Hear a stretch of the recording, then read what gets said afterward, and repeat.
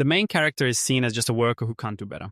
And while mining, he gets sabotaged by his colleagues, awakening his dark royal powers.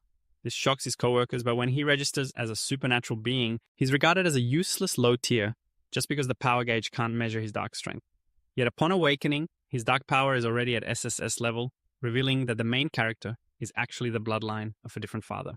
My grandfather and I leveled up, but I was sabotaged and couldn't awaken for a long time. My girlfriend, who I loved for years, looked down on me even more. Nam directly kicked him aside for a better opportunity, but he didn't care anymore. Because his shadow can evolve infinitely, it can even split into a dark army. All over the world, teleportation gates appeared as the world was invaded by mutants and monsters. Only by receiving radiation to awaken supernatural powers can one gain the ability to deal with monsters.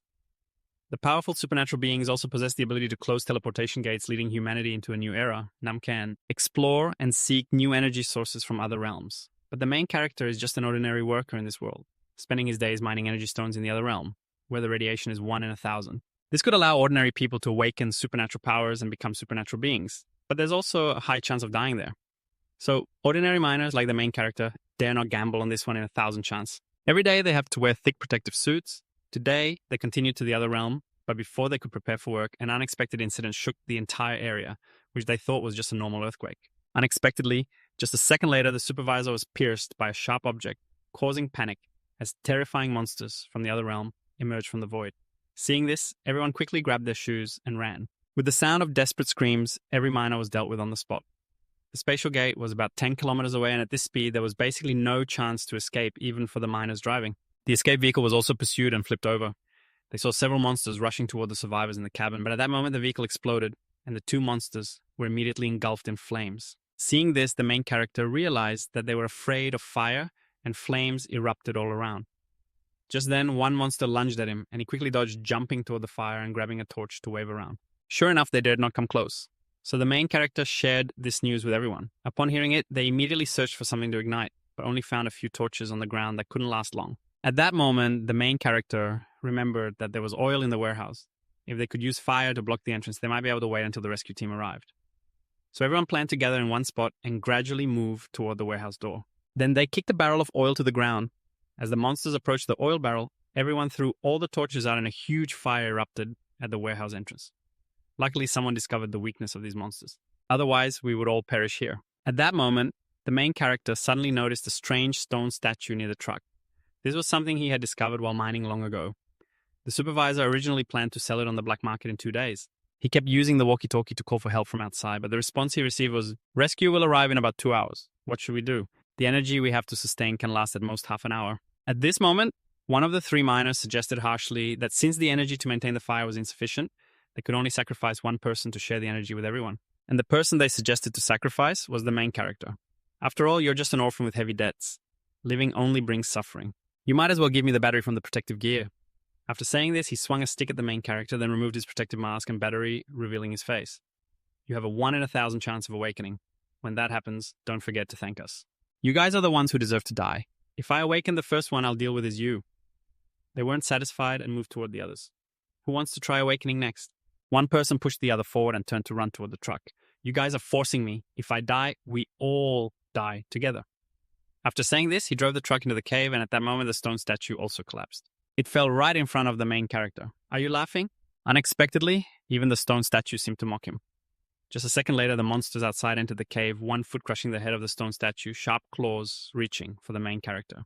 Why do I have to meet such an end? Am I really that easy to bully? The main character grew up amidst scoldings, and even the investigation into his parents' death was hopeless. But all the reports ultimately lay in the hands of the corporation. The main character, weak and powerless, could only be bullied by others. Even the mining job was a charity from them, just to drain the last bit of value from him. If he was going to die anyway, then let's go together. After saying this, the main character bit into the monster, but just a second later he was thrown to the ground. Is this the taste of a monster? It's really hard to eat, especially when the main character's life is slipping away. I thought you were really something.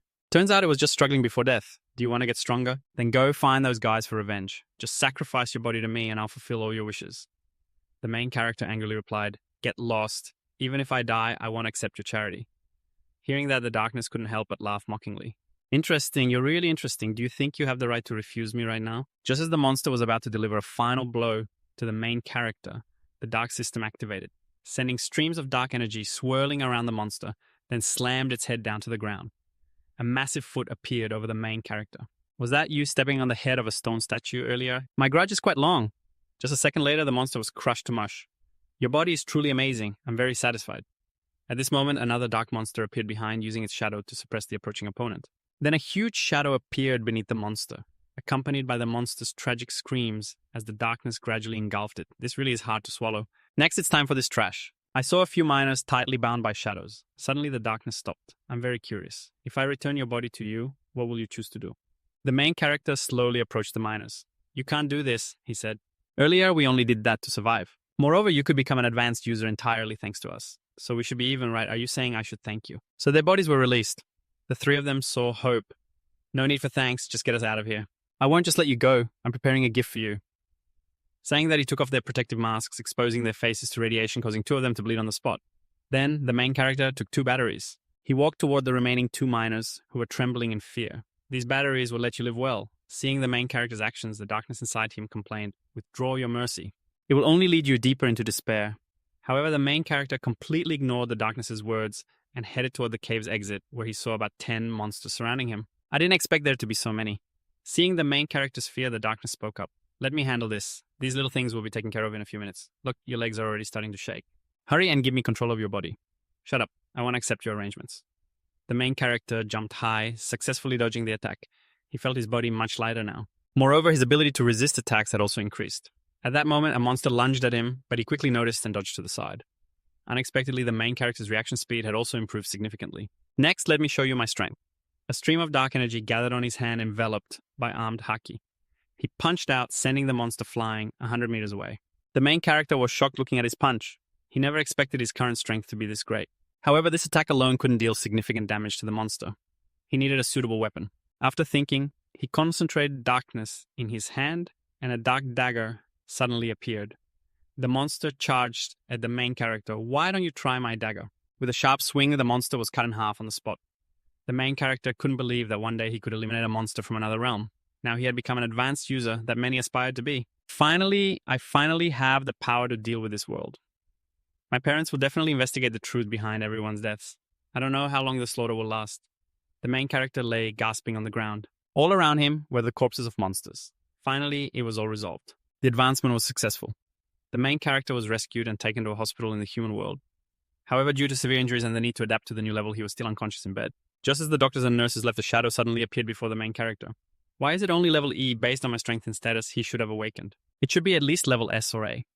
But now you tell me this body is only level E. Why can level E awaken? The dark system completely doesn't understand what this is all about. At this moment, the main character slowly woke up, and the darkness immediately spoke. Listen closely, you insignificant human. I am the ancient lord of the Entropy clan, the ruler of the abyss across countless realms. I command you to offer your body as a sacrifice. Did you hear that nonsense? The main character didn't believe it, thinking to himself that he wouldn't hand over his body to such a creature, even if it meant being crushed like a dung beetle. Little did he know, the darkness could hear all his thoughts. This mere human dared to speak to him like that. However, the more the main character thought about it, the more disturbed he became, recalling images unsuitable for children.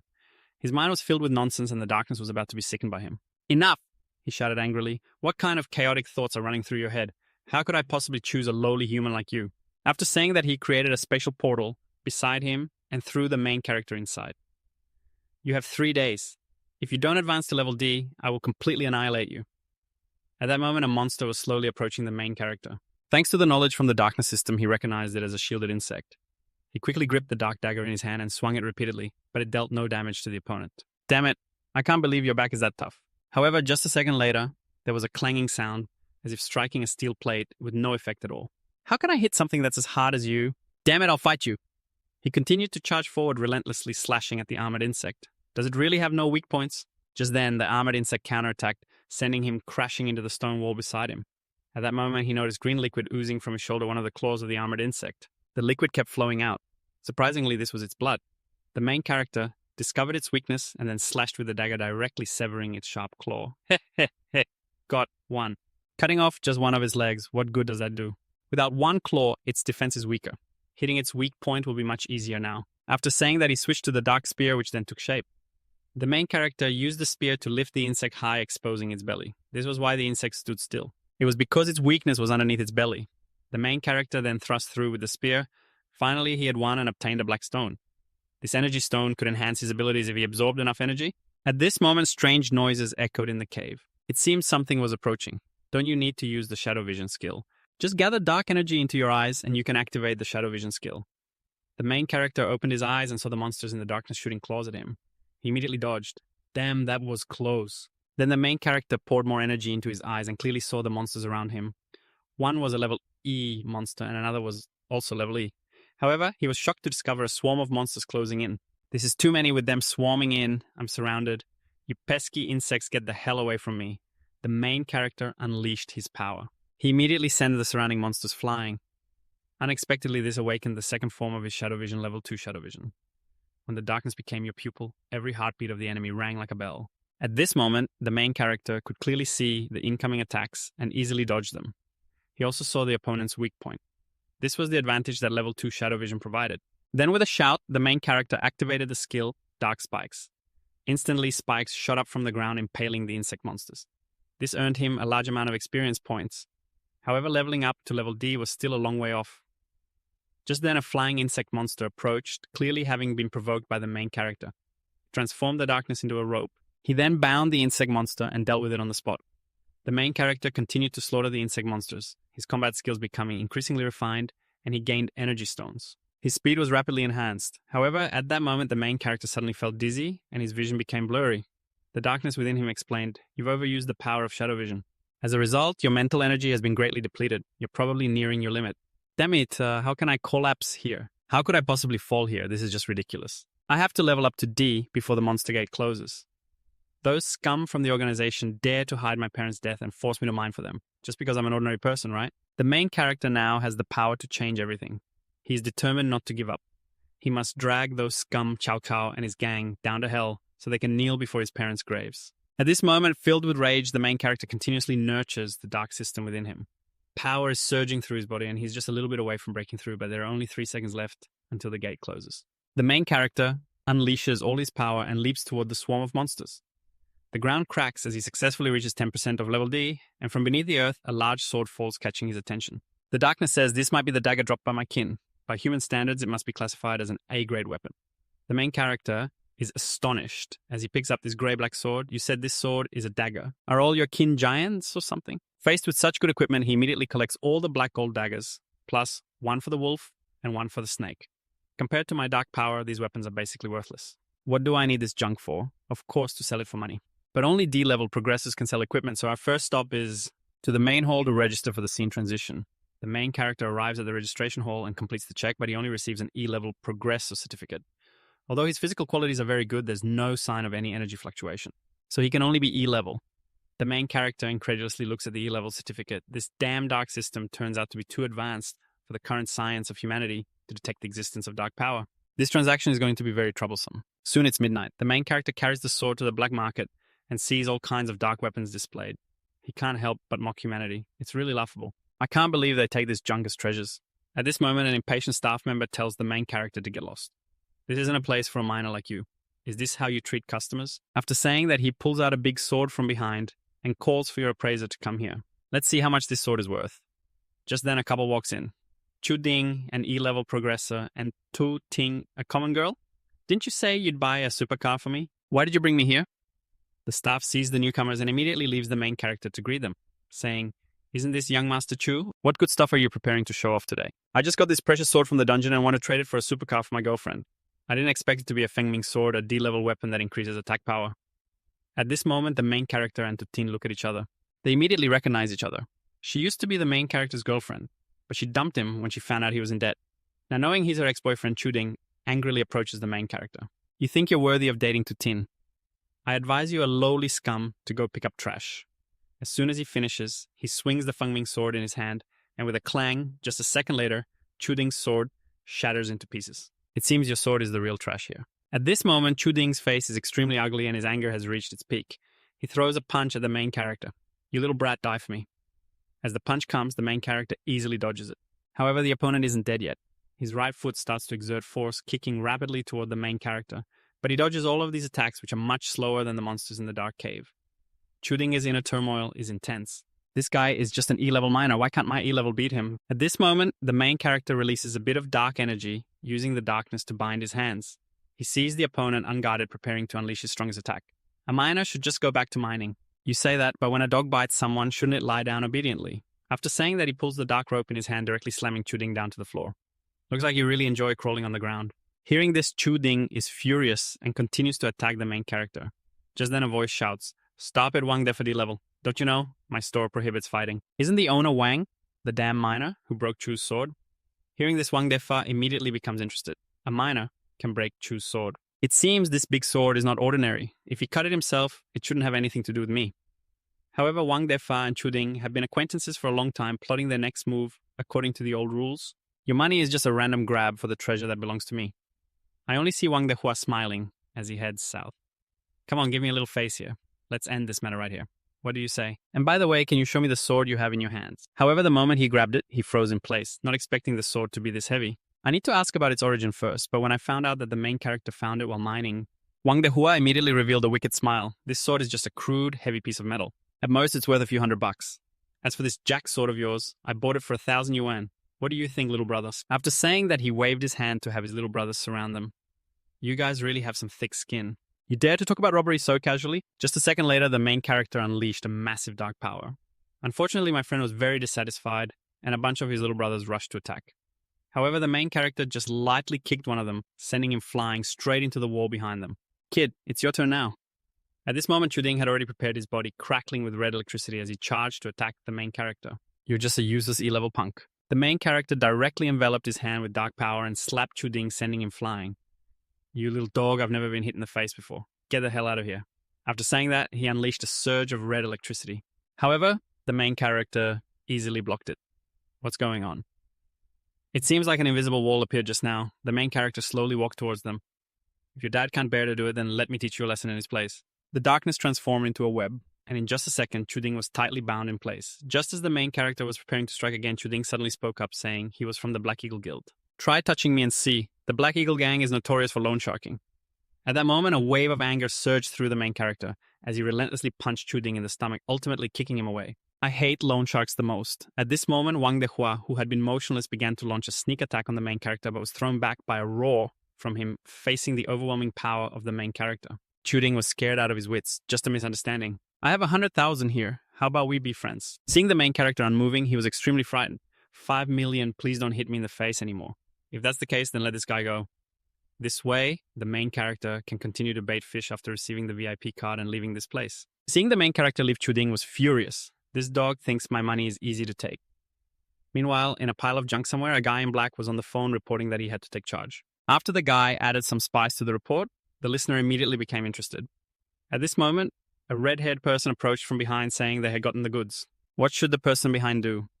Are there others here besides our people? Hearing the command, the red-haired person immediately understood and shot out red threads from his hand. Just a second later, everyone behind was dealt with on the spot. Chuding was in trouble. Go over there and help him out. Transitioning scenes, the main character had arrived at the mission hall. He's an E-level miner. Can you introduce me to a suitable mission? The people around laughed at the mention of E-level, calling it trash. Did you take a wrong turn? This place has missions at least D-level. Immediately, all the miners surrounded him, watching the main character's embarrassment. The 5 million he had earlier was just to pay off debts. Now the important mission is to earn money. At this moment, a wave of pressure made everyone there struggle to breathe. Just then, a small team walked in. This woman unexpectedly had a B-level aura. The man beside her then spoke up, saying they needed a B-level miner for a B-level dungeon. Is anyone willing to go? Everyone found it difficult to breathe due to the B-level pressure. Only the main character remained calm. Very interesting that this E-level miner could be so composed. Pick that guy. At this moment, the staff hurriedly said he hadn't even queued to register. That's not following the rules. The girl turned her head and glared, saying, I am the rule. Let's decide like this. After that, the main character left the hall with them. Before transitioning scenes, the main character and his group arrived at the D-level dungeon. In Team 5, just playing a tune caused the monster in front to explode. This is a very skilled Team 5, with the tank blocking in front, attracting a lot of power. The swordsman, responsible for dealing with monsters on both sides of the expedition, is helping everyone enhance their effectiveness, while the main character at the back of Team 5 just needs to wait until the mining starts. With the pressure from this B-level elder, even if unexpected situations arise, they can still handle it. It seems this time the main character doesn't need to take action. However, just as the main character used the mirror image to look around, he was shocked to discover that below them were many D-level head beasts exceeding the dungeon's standards, so that B-level lady must have sensed it too. Why didn't she remind everyone? They quickly reached the mining cave, and according to the intel, the precious spirit wine they needed was inside this mine. At this moment, the elder sister called the main character to start mining. You come over here with me. At this moment, the main character was very suspicious. This B-level lady clearly knew how dangerous it was ahead. Why was she still acting so nonchalant? Could it be that she doesn't care about the lives of her subordinates? Or does she believe in her D-level strength enough to ensure everyone's safety? Just then, the ground beneath them suddenly cracked and both the main character and the girl fell down. As they landed, they discovered countless D-level head beasts below. The girl's expression turned serious as she drew her sword, indicating that she might want to test the strength of the B-level advancement. She exuded a fierce aura, but after just a few seconds, she retreated behind the main character, asking him to cover her. This left the main character completely confused. Did you misspeak? You're a B-level elder? And I'm just a weak E-level minor. Being mocked so casually by the main character, the elder sister's face turned red, and a moment later she was so scared that she sat down on the ground. I don't care.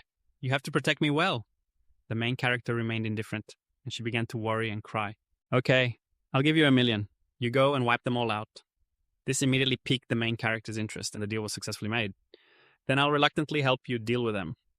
Saying that, both his hands transformed into dark energy. He charged straight towards the head beasts. 3 head beasts immediately attacked, but unexpectedly, when the main character blocked one attack, the other 2 rushed past him, towards the B-level girl. At that moment of danger, she unleashed a magical armor around herself, instantly sending the head beasts flying. The main character was startled, thinking that his million was going to be wasted just like that. Just then, another head beast charged at her with an axe.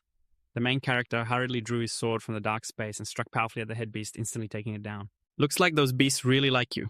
However, just as the main character turned around, she was so frightened that she ran out of this deep cave. I'm going first.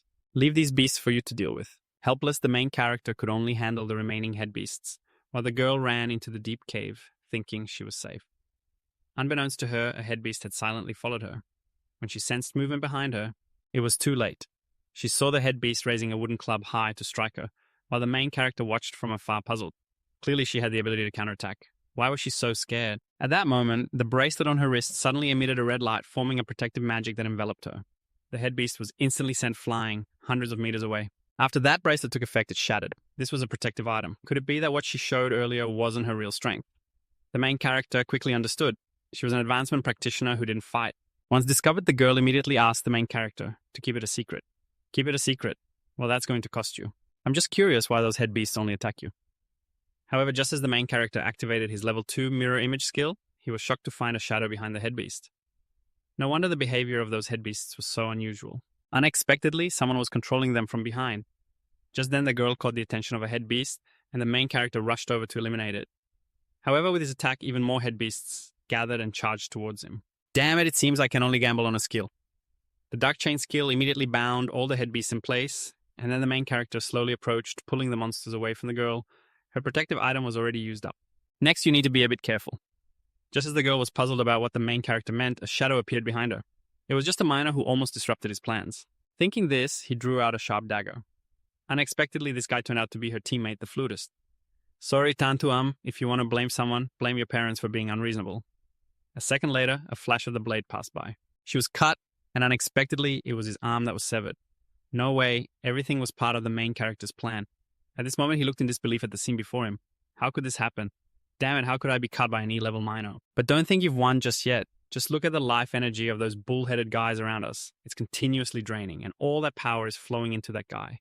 In just a moment, he's absorbing it and transforming into a bull-headed figure. Let me give you a taste of the deadly aura of this damned advanced stage. This is just a sea-level aura, and right now the ground is erupting with molten lava.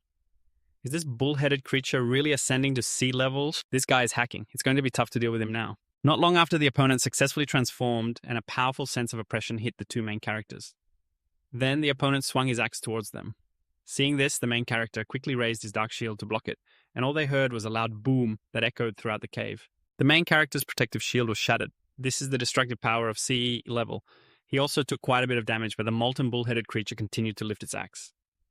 The main character knew he definitely couldn't block this one. Immediately, he grabbed the lady's hand tightly. We need to run away right now. The axe is coming for her. At that critical moment, the main character activated the dark rope, tying the molten bull-headed creature's arm tightly. Don't look back. Hurry, let's go. This thing won't stay tied for long. Enter the maze and just keep running forward as far as you can.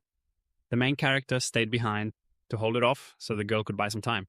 Honestly, he just didn't want to expose too much in front of her. Only he could make a big move, and at that moment, the molten, bull-headed creature had broken free from its bindings and was relentlessly searching for the girl. Oh, who are you looking for? At that moment, the main character suddenly appeared behind it. The molten, bull-headed creature immediately attacked, asking, "Where have you hidden the dark energy?" A terrifying force slammed into the area where the main character was, but he had already teleported behind it and struck a powerful blow to its leg. However, to his surprise, his attack didn't inflict any damage. Ha ha, do you think such a weak attack could hurt me? After saying that, it swung a powerful punch at the main character, who quickly tried to create some distance. This place is a bit cramped. I need to find a more spacious area quickly. Not long after, he reached a wide open area, and he activated his shadow clone skill, while continuously dodging the molten, bull-headed creature's attacks, quickly searching for its weak spot. He soon found the weakness on its back. So he swung his great sword towards the weak point, but at that moment, the opponent's massive punch came rushing in. You thought I wouldn't know what you were planning. This time, I've got you. The terrifying force knocked the main character away. How annoying. I can't believe I fell for that trap. I really shouldn't underestimate anyone. Meanwhile, the molten, bull-headed creature charged at the main character. This time, let's see where you can run. The main character struggled to get up. It seems like he has to risk it all. Then countless dark whips struck the molten, bull-headed creature, but they had no effect on him. The molten, bull-headed creature swung its axe again, but the main character easily dodged it. He took the opportunity to get behind it. This is a good chance. He raised his dark spear and struck at its back, but at that moment the core behind him suddenly reacted, and the main character couldn't retract his attack in time. He was directly hit by the axe's strike, the high temperature sending him flying. How annoying. Even the dark energy couldn't shield him from this heat. You're smarter than I thought. I didn't expect you to have hidden skills. Kid, I see that every time you attack, you aim for my back. It seems you've discovered my weakness. But even if you know, so what? Can you withstand temperatures reaching 2,000 degrees? I won't tell you where the dark energy is, but I could spare your life. That's not a bad offer. But unfortunately, I won't trust a traitor. The main character's words drove him into a rage, and he swung his axe at him. If you have the guts, don't run.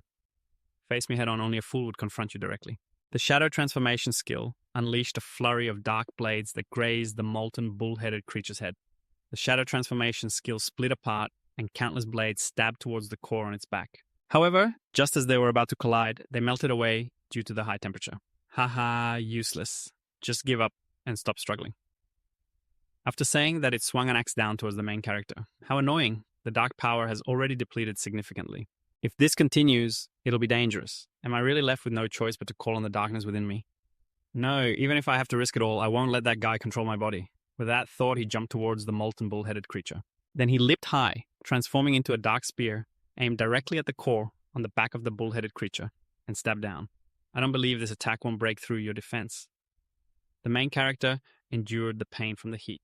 Use all your strength to stab the spear down hard, breaking the core and the bull's head as the lava lets out a mournful cry. The 3 values of life are about to return to nothing. The furious rage unleashed a 200% increase in critical hit rate and a 200% boost in speed. A massive roar immediately sent the protagonist crashing hard to the ground. Damn, I never expected such a wild moment at the last second. I can't believe your level E minor could push me to this point. It's hard not to admire that, but everything has to end here. At this moment, the protagonist felt a new surge of energy continuously radiating from his body. Could it be that darkness is trying to seize his body while he's not paying attention? This energy had been dormant within you, only awakened by the battle just now. Congratulations, you've successfully unlocked a new form of dark energy. The darkness is recovering. Your injuries are rapidly healing, awakening the primary dark enhancement within you. The lava bull on the side, seeing the protagonist's wounds heal so quickly, was utterly astonished. This guy is too bizarre. I can't give him time to recover. With that thought, he swung an axe towards the protagonist, but at that moment, the protagonist's body became even more agile, easily dodging the attack. The lava bull was shocked to see how fast the protagonist had become. This is definitely some dark sorcery. Is this really a level E minor? Let's see how you handle this move of mine. With that, he unleashed a strike that shattered the ground, and terrifying lava erupted from below, rushing towards the protagonist to turn him to dust. However, the lava bull was stunned to discover the protagonist was unharmed in the lava. So this is the dark enhancement. I never expected the primary form to be this powerful. Hey, big guy. It seems like the temperature of your lava is a bit low. Do you have any other tricks up your sleeve? At this moment, the lava bull was completely bewildered. Why is it like this? The high temperature I'm so proud of has no effect at all. Now it's my turn to counterattack. In the midst of a fierce whirlwind in a tense, confined space, the monstrous beast charged towards him while he just swung his arm with a spreading purple light, launching a dark-enhanced defensive attack. With a 200% boost in strength and speed, the beast gritted its teeth in anger. Its face contorted as it wildly released a barrage of fiery missiles, cursing the kid. Yet Lizu showed no fear and unleashed a stream of Terrifying purple light. You could see that in the state of dark enhancement, the concentrated attack could deal long-range damage to the beast, whose body was engulfed by the most terrifying missiles. With a disdainful expression and a booming voice, he declared, "As long as I have lava, I can regenerate infinitely. Your attacks are useless." Hearing the beast say this made Li Ji frown. Regenerate infinitely, huh? Not necessarily. Your energy fluctuations seem to be weakening. Hitting the beast's sore spot made it explode in rage. Try that again. It charged madly with a massive stream of lava coming at him again and again.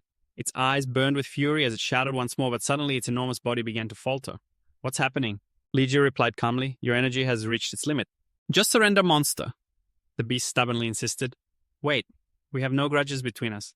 There's really no need to fight like this." Li Ji smirked. "True, but Tantuam has paid me 1,000,000 to protect her." "It's easy to say money, but you hand Tantuam over to me. By the time I return to Dong City, don't think 1,000,000 yuan, even 5,000,000 I could give you. You need to be careful reminding him to wait until he gets back to Dong City. You're not planning to turn your back on this, are you? You might even lead people to take revenge and lose your life." The beast shook its head repeatedly. No, how could I be such a treacherous person?" Hearing its words made Li Ji smirk. "Oh, you just reminded me. Handing over a treacherous person like you to Tantuam's father, Tan Tiu Tung, he would surely be very interested in the one who harmed his daughter. Capturing Tan Tiu Tung's spy could make him the head of Longmon Thrai, Nyai owes me a favor. That's worth more than 5,000,000. The beast gritted its teeth, thinking that if it fell into Tan Tiu Tung's hands, it would be worse than death. The organization wouldn't spare its family either. Then the beast surged with fierce energy, the light of the rocket ignited. "Don't blame me now." The ancient supreme being appeared to remind me why he had a fragment of the gate to the underworld. Once that fragment is destroyed, the only link between the abyss and the outside world will be severed, the portal will vanish, and everyone will be trapped here forever. "What are you confused about?" The beast with the fragment in hand laughed loudly. "You're forcing me." Who would have thought the powerful purple light of the ancient supreme being would flash by and snatch the fragment from its hand? The beast, filled with momentum, suddenly lunged at you with terrifying speed, its sharp claws aimed directly at it.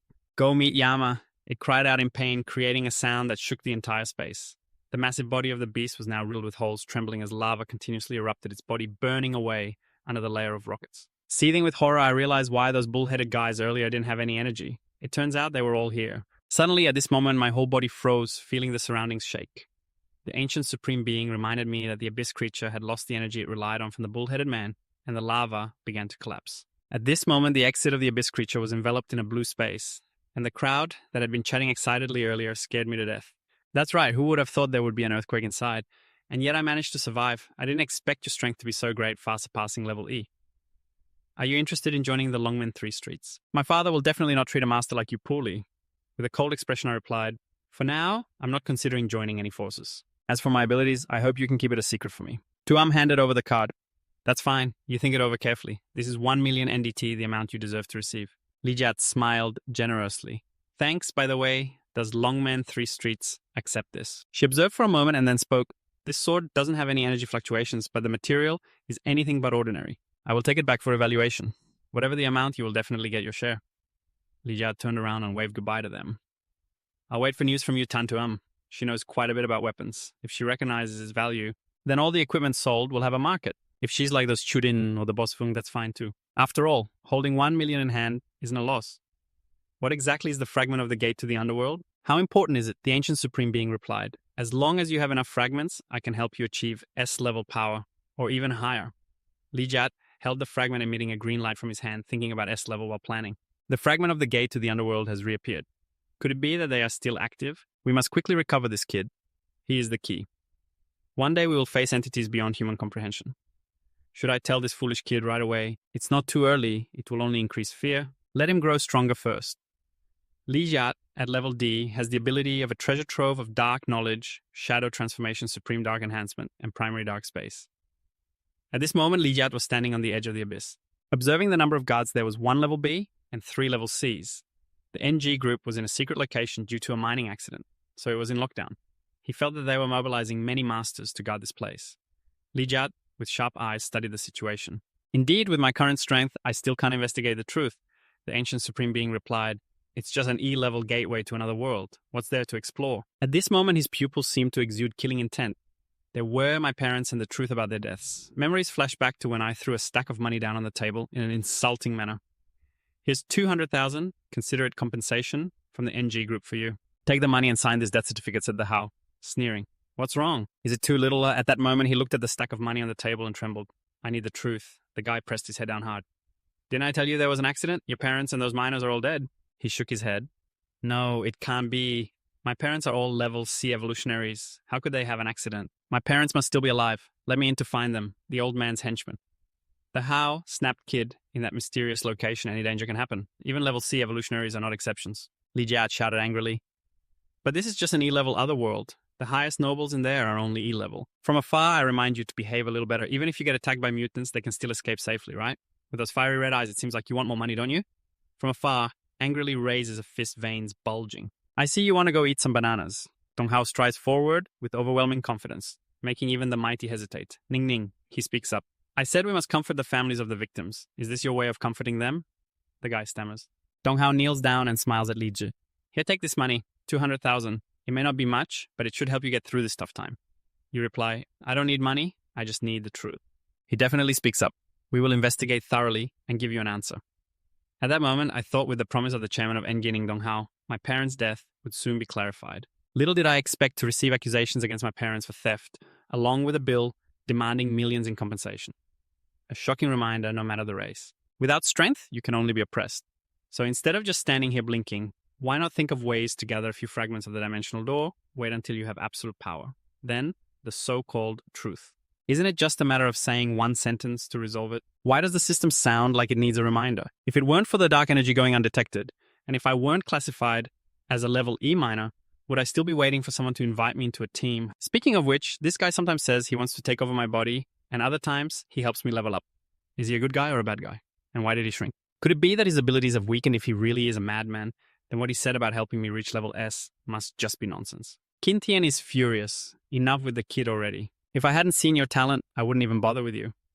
Li Jie calmly replies, What did I say? Why are you suddenly so angry? Look, you're going crazy again. I wonder if there's a way to treat his mental illness. At this moment, my phone buzzes. You pick it up to see the mission notice. The sky turns purple, covering the tall buildings. At the D-level chemical area, Bak Tien speaks up. Why are you here? Li Jie steps forward. Sorry, I was a bit far away. I just rushed over from another E-level area. Du Hashno looks confused. Li Jie smiles. Uncle, it's been a while. Are you here for the mission too? He happily approaches. You've grown so much. It's been 5 years since I last saw you, since my parents had their incident. Kodai speaks seriously. I thought we were waiting for some big shot. Just a miner, Bak Tien awkwardly explains. I'm sorry, but this mission is related to mining, so we didn't dare disturb the progress of the advanced players. He scornfully points and mocks. Stop wasting time. Just clarify the mission for us. He stammers. This time, it's a D-level demon area. Our mission is to find the mysterious eyesore and mine 60 kilograms of samples. Li Jie stands deep in thought for 10 to 4 hours. Advanced players for a D-level demon area really aren't necessary. Looking at the killing intent radiating from these four, they certainly aren't good people. Moreover, I vaguely sense that there's another level C guy in this demon area. Right now, somewhere Huyet Bao is controlling them through my phone screen. My toys have gathered enough, so the distorted face of the guy with fiery red eyes is terrifying. The hunt game begins. The system sounds an alert. The dark database has just recorded new information. The fragments of the dimensional door are the key to opening and closing the dimensional gate. Energy crystals have a certain probability of helping advanced players level up, commonly referred to as experience pillows. You in the dense forest, Hashingo curiously asks, Li Jie, don't you need to wear protective gear? You reply, no need. I'm an advanced player now. I can handle it. So you're just a miner, huh? Sneered the third brother with a smirk. You're a rare breed, the elder brother reminded him. Watch your mouth. After all, he's the king of this trash heap. Hachingo patted him on the shoulder, reassuring him. Don't pick a fight with them. Just relax. Li Yat replied, don't worry, uncle. I'm not the impulsive type. His narrow eyes squinted slightly as if he was pondering something mysterious. Li Yat felt that the vegetation here seemed to have been intentionally altered for better concealment. Moreover, he sensed a murderous aura around here.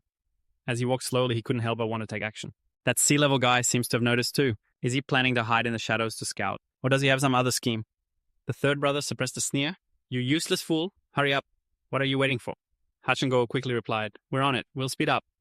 Li Yat glanced at them, thinking they could use the terrain here to shake them off. Then he quietly observed what was going on. Li Yat firmly grabbed Hachingo's wrist and said, hold tight. He was bewildered. What about those guys? When he saw Li Yat expertly cutting through the third, brother shouted angrily, stop, let me through. The elder brother reminded, forget them. Those two trash bags leaving us is like asking for death. Blood Revenge stood on a branch watching all three of them. You sensed danger, didn't you? That's fine. If everyone were as foolish as these three idiots, this game would be way too boring. The second brother whispered, "Big brother, I feel like something's off about this mission. From the moment we stepped in, it felt like someone was watching us." He said sternly, "Stop with the paranoia. It's just a D-level mission. Can't the three of us handle it?" The third brother doubted. "I don't think so. I feel something's wrong too. It's giving me the creeps. Should we head back?" The elder brother gritted his teeth. "You too. What are you whining about?" Suddenly at that moment, the elder brother and the second brother were sweating profusely. An ominous figure, dark and grotesque, brandished a chain knife across the third brother's neck. Blood Revenge laughed. The game has just begun. "So you want to back out?" He trembled. Blood Revenge tried to persuade him. "Let my third brother go. If you have demands, let's talk." The third brother was sweating bullets. "Help me, bro. Who would have thought Blood Revenge would speak? Oh, your brothers.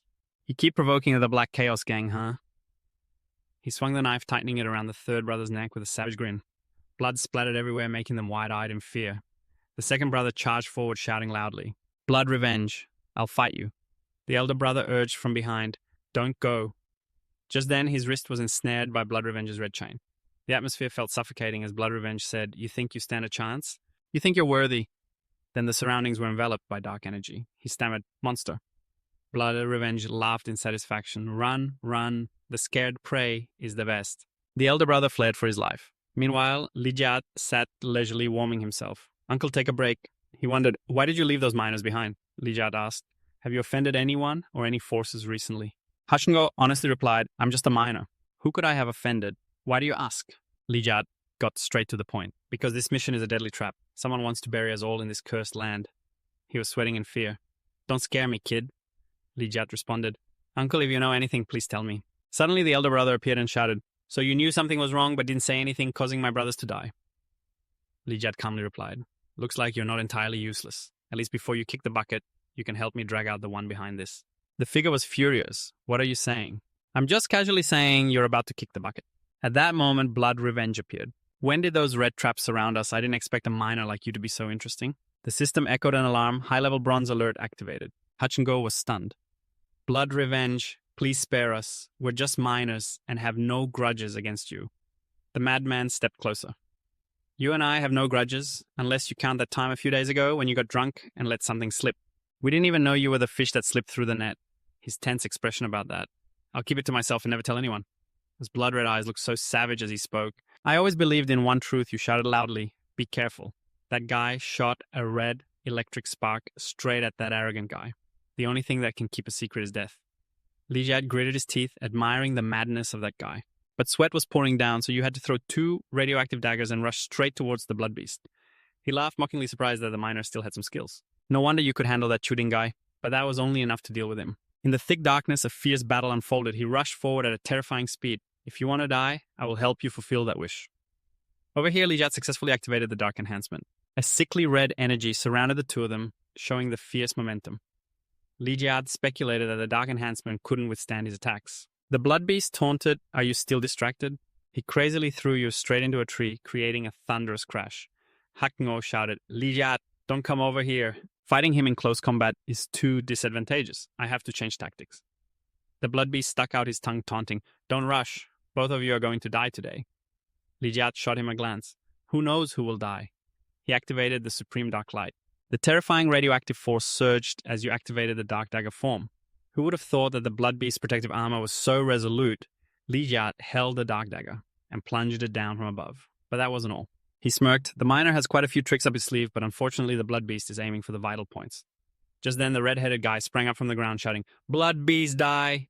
He didn't care as it wrapped around him, mocking. "I thought you would survive until the end before striking. Unfortunately, your skills are your greatest weakness. Close combat is my domain." The red-headed guy was astonished. "What?"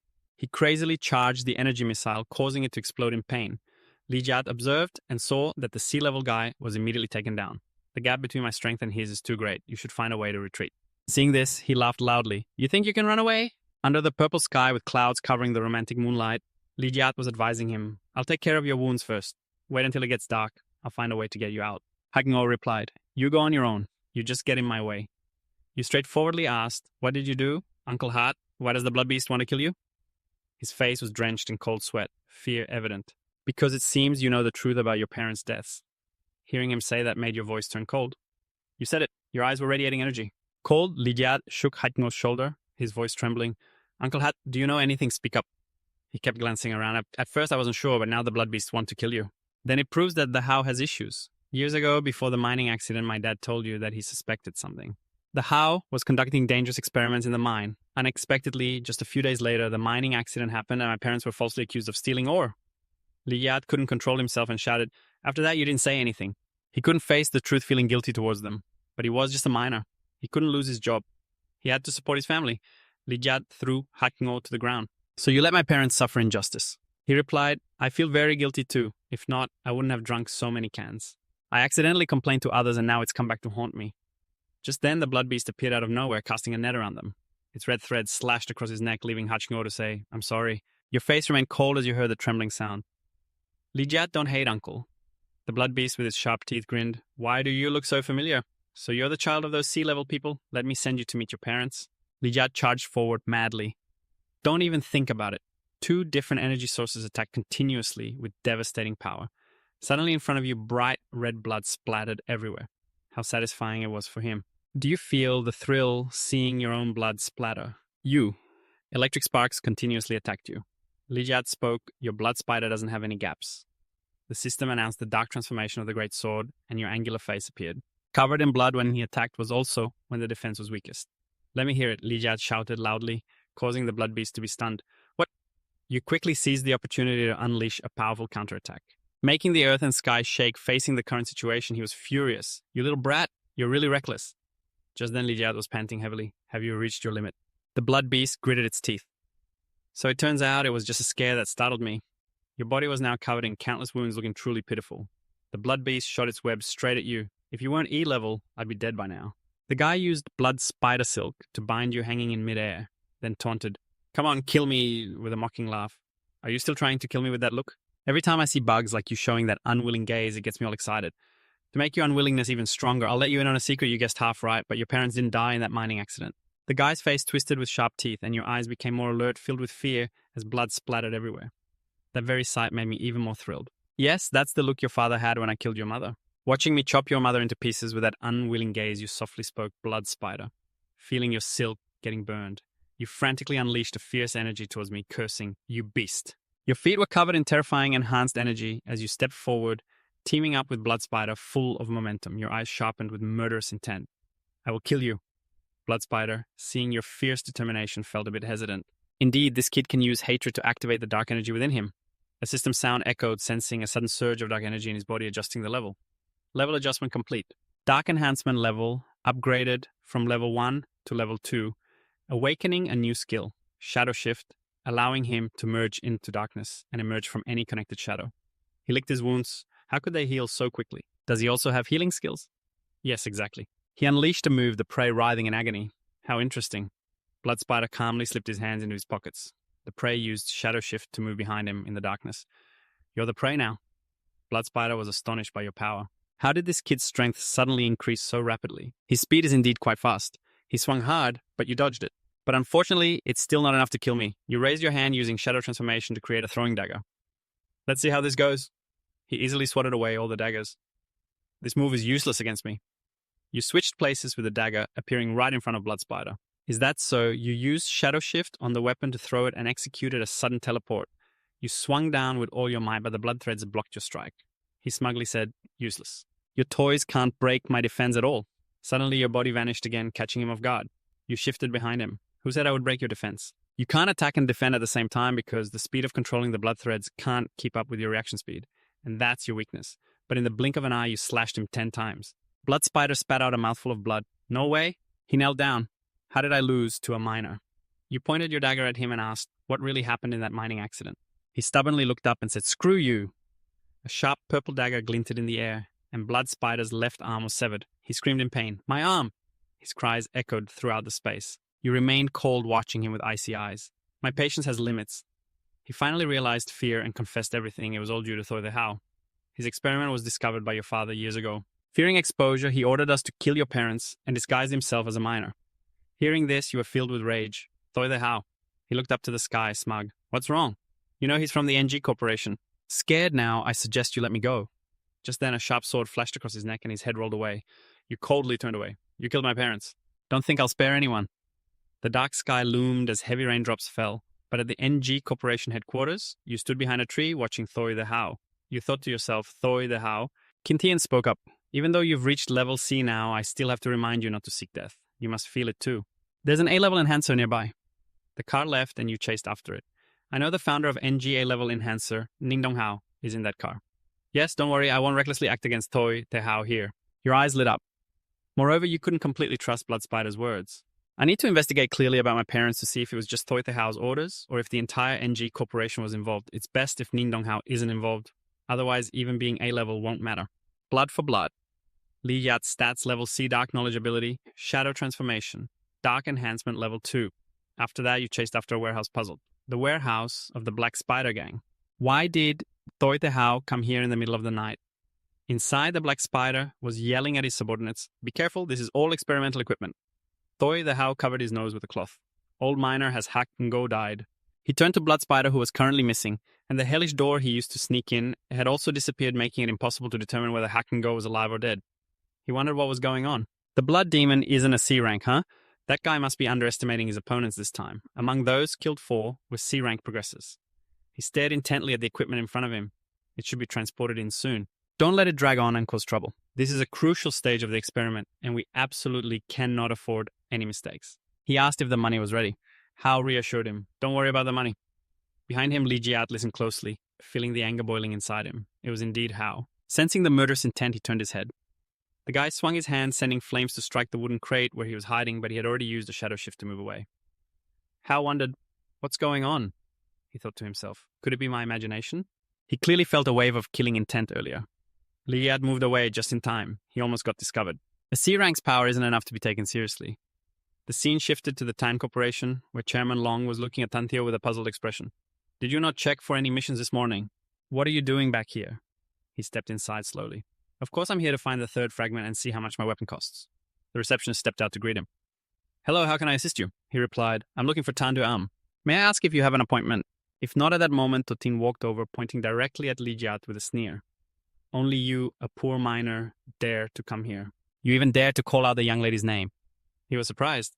Totin turned to Tandang, saying, "Look at this poor miner. Even the air smells bad around him." He lifted her chin. "Aren't you going to throw him out for me?" The guard behind received the order. "Yes, Tantiu." Li Jiat remained calm. "Is this how you treat guests at Longmont 3? Hearing him, Totin scoffed. "This is how you treat guests. A poor miner like you can be called a guest." Tan was continuing, "Only you, and even being a dog for my family isn't worthy." Hearing this, Li Jiat felt utterly disappointed. Is everyone from the Tan family so arrogant? It seems there's no need to interact with Tantuam anymore. With that thought, he turned away. "If that's the case, I'll take my leave." Totin wouldn't let it go. "If you want to leave, you better think again." Tandang ordered, "Throw him out." All the guards rushed at him like beasts. He remained calm. In the blink of an eye, he had knocked out 3 guards and grabbed the collar of one. Totin screamed, "You let go of Tantio, or the Tan family won't spare you." He threw the guy at her, acting arrogantly. "Today, out of respect for Tantuam, I'll let you off." Todang was furious, flames igniting. What do you think you are?" He jumped up. "Now I'll kill you." But under Li Jiat's hand, a shadow blade formed. He coldly turned back to face the fierce gaze of the man. At that moment, a man suddenly stepped in between them, stopping them.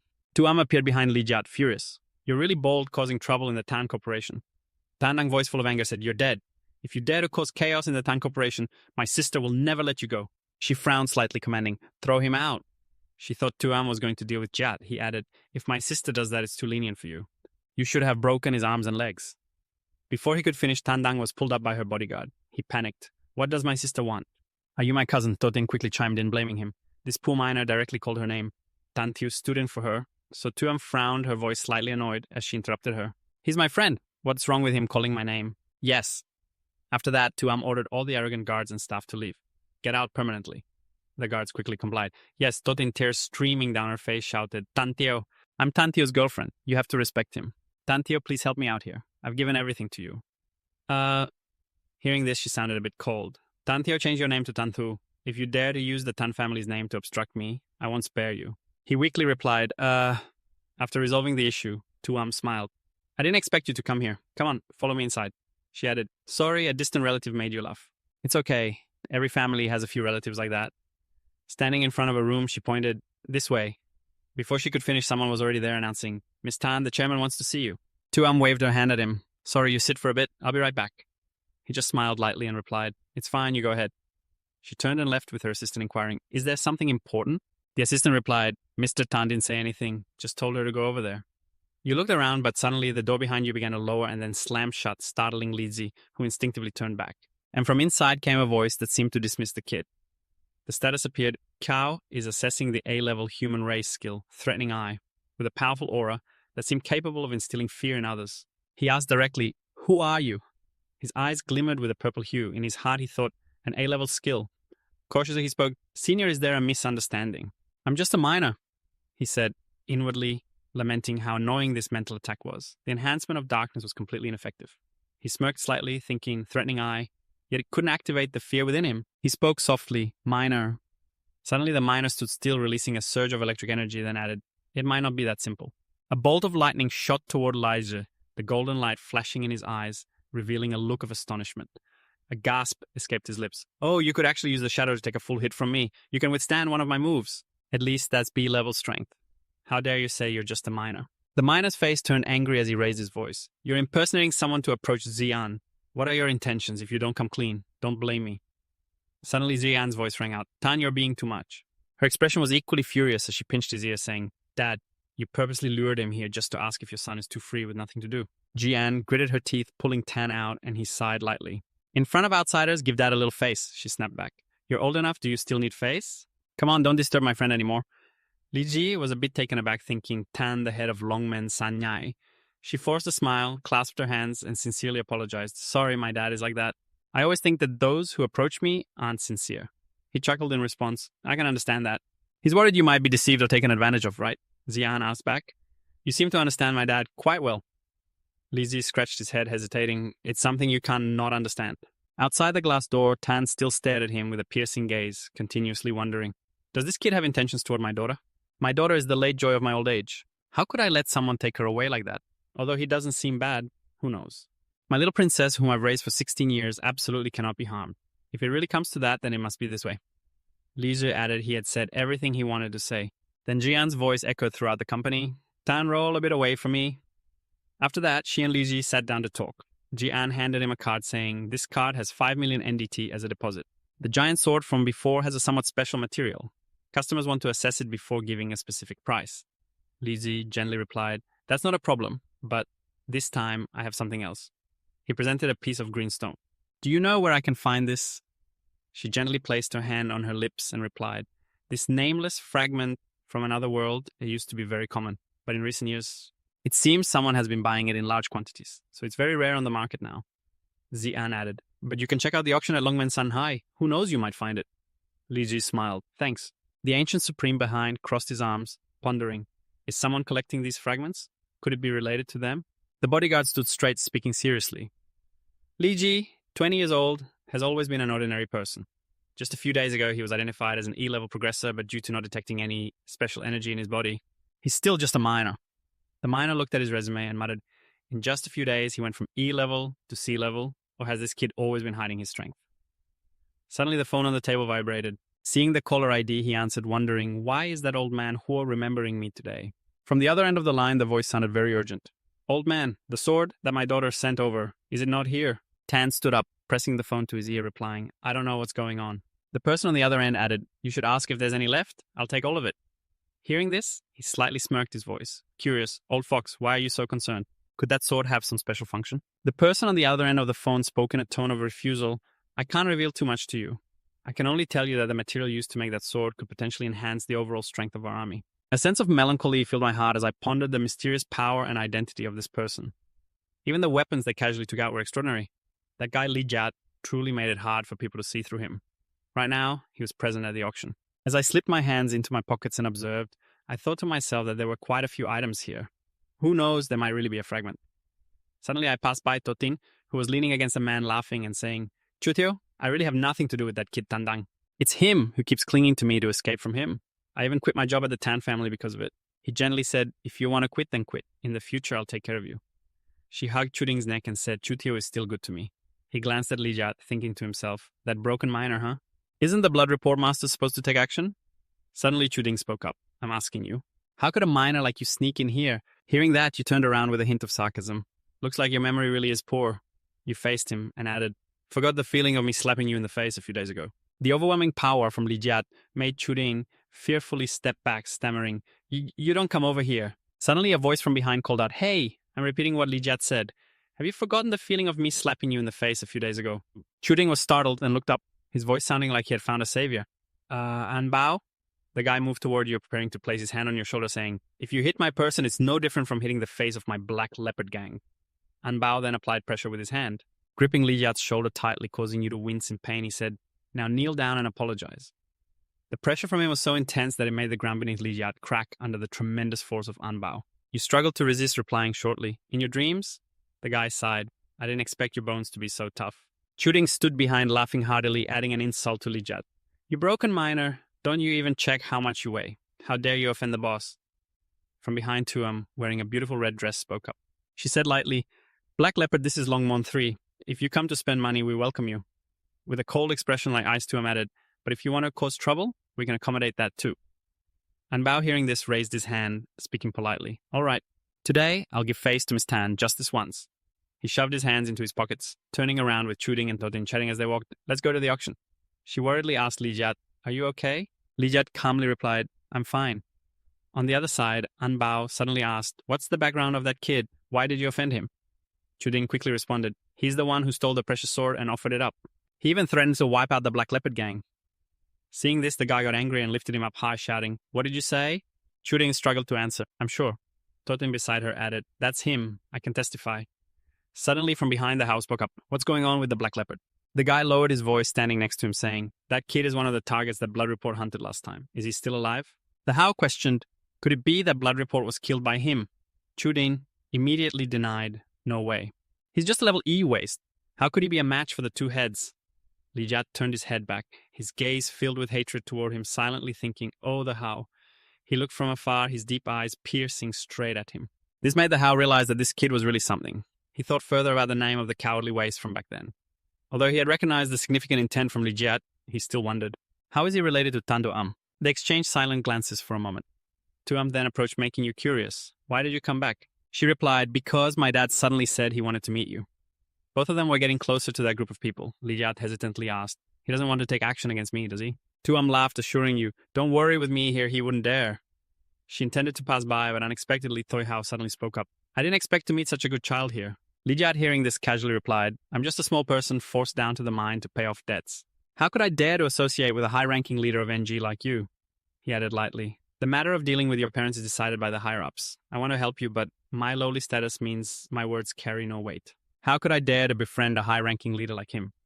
He casually mentioned that handling your parents' situation was a decision from above. I want to help you, but my low status means my words carry no weight. You just slightly smirked, your voice carrying a hint of insinuation, denying all responsibility. Huh? What's the real story behind this? Well, you know it in your heart, but before you go too far, Li Jiat added, You're right, uncle. Just remember, you can't hide the truth forever. If you do many unethical things, you'll face the consequences. Hearing this, Anbao raised his voice. This kid deserves a lesson. He quickly raised his hand to stop him, saying, This is Tan Tiu Tung's territory. We can't act here. With a cold glare and a ruthless tone, he thought, This kid knows too much. He has to be eliminated. The guy smiled in response. Sure, I'll take care of it right away. After a moment, you and Tuam entered. Tuam walked into the office and said, I've invited Li Jiat over. Suddenly, an announcement echoed from outside. Ladies and gentlemen, the auction tonight officially begins. They added, The auction has started. Just talk to me. If there's something you need, I'll let you know. Li Jiat replied lightly. Thank you. You said, turning back to him, I wonder why Tan Tong is looking for me. Tiu Thung replied, Let me be straightforward. Taking a sip of tea, he asked, Last time the weapons you entrusted to Tuam for sale, do you still have them? Li Jiat thought to himself, Tan Tiu Thung is deliberately seeking me out. He really wants the weapons from the Kinting clan. You calculated silently, but knew you had to hold back a bit. Taking out too many at once wouldn't be safe. Plus, it would affect the price, so you replied, I just happen to get these weapons. Right now, I only have 2 left, you said. Tiu Thung, upon hearing this, proposed, Let's do this. Including the previous one, I'll pay you an additional 40 million, totaling 45 million. How about that? Hearing this, you wanted to raise the price casually, saying, 15 million each isn't low, but I'm sure Tan Tong knows that weapons are life-saving for us. He asked, So what do you mean? You replied, eyes brightening, 25 million each. Tiu Thung was utterly shocked, not expecting anyone to dare raise the price. He slammed the table, exclaiming loudly, You little brat, you dare to shout a price like that? Just then, Tuam walked in and said, Li Jiat, the item you wanted has appeared. Tuam's eyes were fierce as she emphasized each word, Tan Tiu Thung. He changed his tone, smiling politely. All right. I'll transfer the remaining 70 million to you right away. Li Jiat stood up while she pointed from a distance, adding, that must be what you need. Liu Thung looked from afar, his eyes still not showing much goodwill, secretly cursing this brat. The auction hall was packed and the host continuously announced lot, 14 bids, 65 million lot, 17 bids, 10 million lot, 6 bids, 15 million. The sparkling green stone was neatly placed on the red cloth. Li Jiat felt a surge of joy. There really was a fragment here. Now that I have over 70 million, I should be able to get it. You raised your paddle saying 30 million. Although it was meant to intimidate other buyers, 30 million truly hurt your wallet. The host continued, lot 9 bids, 30 million. Is there anyone willing to bid higher? Right next to you was the Hao and Anbao, who frowned at you puzzled. Li Jiat thought, why is that kid bidding on this item? The host began counting down 30 million, first time, 30 million, second time. Suddenly a hand raised the paddle saying 50 million. He muttered, I want to see how much money this brat has to compete with me. The host excitedly announced 50 million. The second buyer bids 50 million. Li Jiat raised his paddle again. 60 million. Liu Thung chuckled. Kid, this item isn't worth that much. I advise you not to shout anymore. Don't let your money disappear just like that. Tuam chimed in. Exactly, that guy is intentionally inflating the price. 10 million was already sky high. Li Jiat coldly stared at him, thinking, all right, the Hao, if you want it, I'll definitely compete with you. You turned back and asked, how does Tan Thi compare to Tap Don NG? Your question was like a provocation asking who had stronger financial backing. Liu Thung smiled. Of course, Tan Thi is stronger. But why would he help you? The auction continued. 70 million, the second buyer bids 20 million. Li Jiat summoned 2 swords, saying, because you have these. Liu Thung replied, these 2 swords I bought at the previous price, but your amount isn't enough to compete with others. Li Jiat responded, you can rest assured, Mr. Tan. If you dare say that, then you must have the corresponding amount, he said suspiciously. Could it be that this kid still has quite a bit? The auctioneer's voice rang out, 70 million first time. Tuam pinched Liu Thung's ear. You only have this much money and you're still hesitating. If Li Jiat doesn't bid, can you pay for me? He panicked. All right. She grabbed your hand. 70 million second time. Tuam urged Li Jiat, hurry up, or that nasty guy will snatch it away. You thought to yourself, the world of the rich is truly incomprehensible. 100 million is just a small amount. Li Jiat sat down and bid 100 million. The buyer, for lot 9, bid 100 million. The Hao raised the bid 200 million. He thought this would be very useful for the secret operations of his company. He must win it. Li Ji sat down and bid 100 million. The buyer for number 9 also bid 100 million. The next bid went over 200 million. He thought this would be very useful for the secret dealings of his organization, and he had to win it. The numbers keep climbing over 300 million, 400 million, 500 million. It has everyone buzzing, wondering if these two are crazy, fighting over this piece of debris. Is this piece of debris really that valuable? Maybe these 2 big shots are just clashing for no reason unrelated to the value of the debris. That guy behind is just speaking up, clearly trying to oppose them. He looks down on the kid, thinking he's not worthy yet. Then Hao decides to throw out a shocking figure, 1 billion. Everyone is stunned. 1 billion. The price is set at 1 billion. Seo glances at Lee, realizing that the kid is provoking them. He doesn't respond. It's not in line with Hao's character. He definitely wouldn't take such a huge loss out of impulse. Unless the third young master reminds the kid to think carefully about even 1 billion. Can you really offer that many weapons? Seo interrupts, saying, if it's not enough, he'll bring out 3. Don't ruin the fun, okay? Lee quickly shouts, don't let that scoundrel get it. You're definitely raising the bid to 2 billion. The auctioneer calls out 2 billion. Is anyone bidding higher? Hao's face shows clear anger, grinding his teeth, while Lee smirks with satisfaction. 2 billion first call, 2 billion second call. The auctioneer speaks up. Where did this kid get so much money? He's almost mocking Tan Tiu Chung. Otherwise, how could this kid come up with 2 billion A? Hammer went down for 2 billion third call. Congratulations to the buyer number 9 for successfully purchasing the unnamed debris. Siu is thrilled. Great. And you, why so calm? No need to be so worked up. She loves seeing the bad guys get slapped in the face. Tiu Chung coughs his tone serious. You shouted for 2 billion. Even after deducting the previous amount, you still have to offer over 70 weapons. Can you really bring out enough corresponding weapons? Lee smirks. Rare items are precious. Naturally, the price can't be calculated like before. After saying this, he snaps his fingers and a series of weapons appear out of nowhere. There are over 100 pieces, enough to cover around 2 billion. Tiu Chung laughs. You're quite straightforward. He secretly praises this kid for being solid in both personality and strength. If he can utilize it, then Siu suddenly turns and gently calls out to Lee. Next time you have something interesting, remember to call her, okay? On one side, Tiu Chung quickly turns the car around. Forget it, this kid isn't tamed yet and is trying to take his precious daughter home. He turns away. Just go directly to collect what you've bid for. Lee replies, then thank you, Tantong. Tiu Chung continues. Oh, right before you go, I have a piece of advice. You have some methods that I don't know, but the NG group isn't simple. It's not just you who can make a difference. Sometimes cooperating with some allies with the same goals is necessary. If you're interested, you can contact me. Over here, the auctioneer is calling someone. Hanging up, he turns to suggest Tan Tiu Chung has left. Is the one collecting the debris that Kid Lee or Hao He says to wait until he leaves Longmon's influence before acting. Don't let anything happen, the auctioneer says with a dangerous expression. Don't worry, this time I've sent Chu Ding with 3 level C experts to ensure absolute safety. Lee walks down the empty road mumbling about the ancient wisdom. It seems Tan Tiu Chung has gathered quite a bit of information about him. That last sentence clearly wanted to pull him in. If he's not bound by that guy, having another ally wouldn't be bad. He responds, it's just level A. As long as you have enough debris, he guarantees you can easily become level S. What's with that look? You don't believe it, Lee replies. I believe it. I'm just looking for a place to start my training. But those doubts keep ringing in his head, crushing the ancient wisdom. Do you think level S is like cabbage? Just because you want it, it's there. There are only 9 level S in the world, and it's not easy to become one. Try transforming then. Alright, don't say it out loud. Something suddenly makes him stop frowning. The apartment he rented is on fire. People are running in chaos, screams echoing everywhere. Run, honey, where are you? Mom, Dad. The phone rings in his pocket. A hurried voice says, Lee, I just got news that the Black Leopard wants to take action against you. Lee responds, you think they've already acted? But that voice urges him, you need to hide first. They'll bring people over soon. What he receives is a barrier. Don't worry, I can handle it.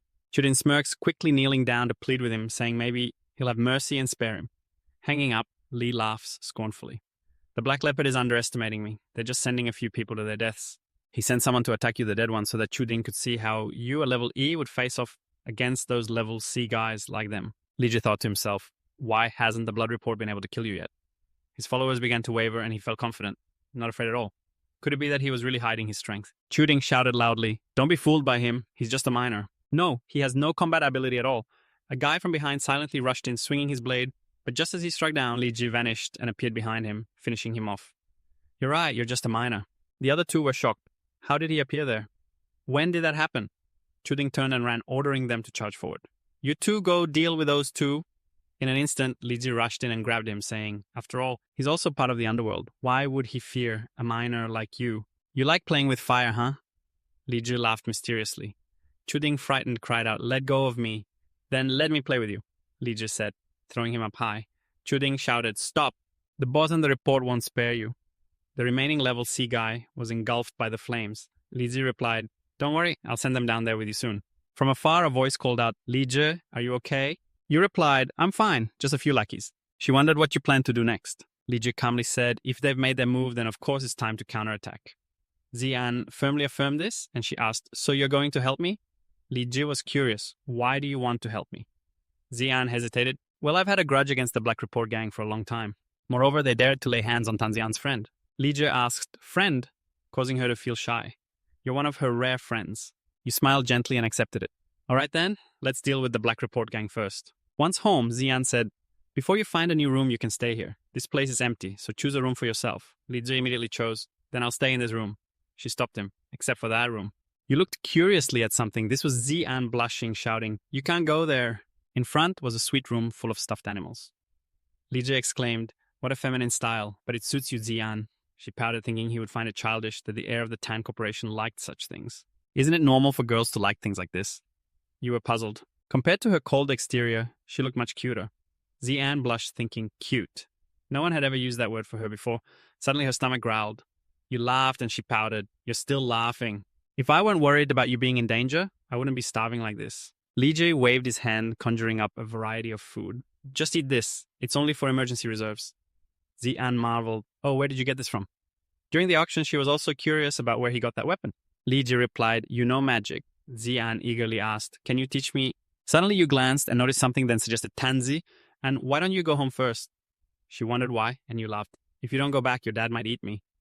Outside the window, Tan Tiu Thung was hiding in the bushes, his eyes full of killing intent, muttering, what kind of drug has this kid given my precious daughter? How long have they known each other that he brought her here? Zian realized and shouted, Tan Tiu Thung. After everyone left, Li Ji said to the Ancient Wisdom Master, this house is located on Longmen Street, number 3. There shouldn't be anyone bothering us. A piece of lava from the bull's head, one from the blood report, and one from the auction house. They began. A piece from the bullhead lava, one from the blood report, and one from the auction began. I've always been curious about the relationship between this fragment and the entrance to another dimension appearing from thin air. He replied accurately that the 3 fragments in front of you are just a small part of the gate to the abyss, and all the entrances to other dimensions in your world are related to the fragments of the Abyss Gate. Li Ji followed up. If you know so much, can you explain what that dimension really is? Why are there so many mutants and orcs inside? The Ancient Supreme explained that they are all prisoners. What you call a dimension or another abyss is actually a vast prison with another dimension. You muttered in confusion. Prisoners in a prison. He continued, to answer more questions, just wait until you complete all the trials here and you will naturally find the answers. You asked, this is the Ancient Supreme's Tower of the Sky, his most satisfying masterpiece, and also your trial place. A series of thoughts flashed through Lizi's mind. What kind of aesthetics is this? It's no wonder your aesthetics are so distorted with you looking like this. What do these large columns mean? Is this reinforcement to prevent the tower from being blown away?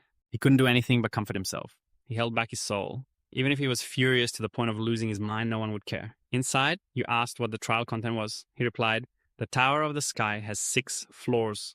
With your current strength, being able to defeat the Dark Flying Dragon on the first floor would already be impressive. Li Ji was taken aback. The Dark Flying Dragon. Is that what you mean? Why don't you feel any pressure? Suddenly, a tiny pair of black shoes appeared, followed by feet with sharp claws and large bright red eyes. You were stunned. Is this the Dark Flying Dragon? Isn't it guarding the palace?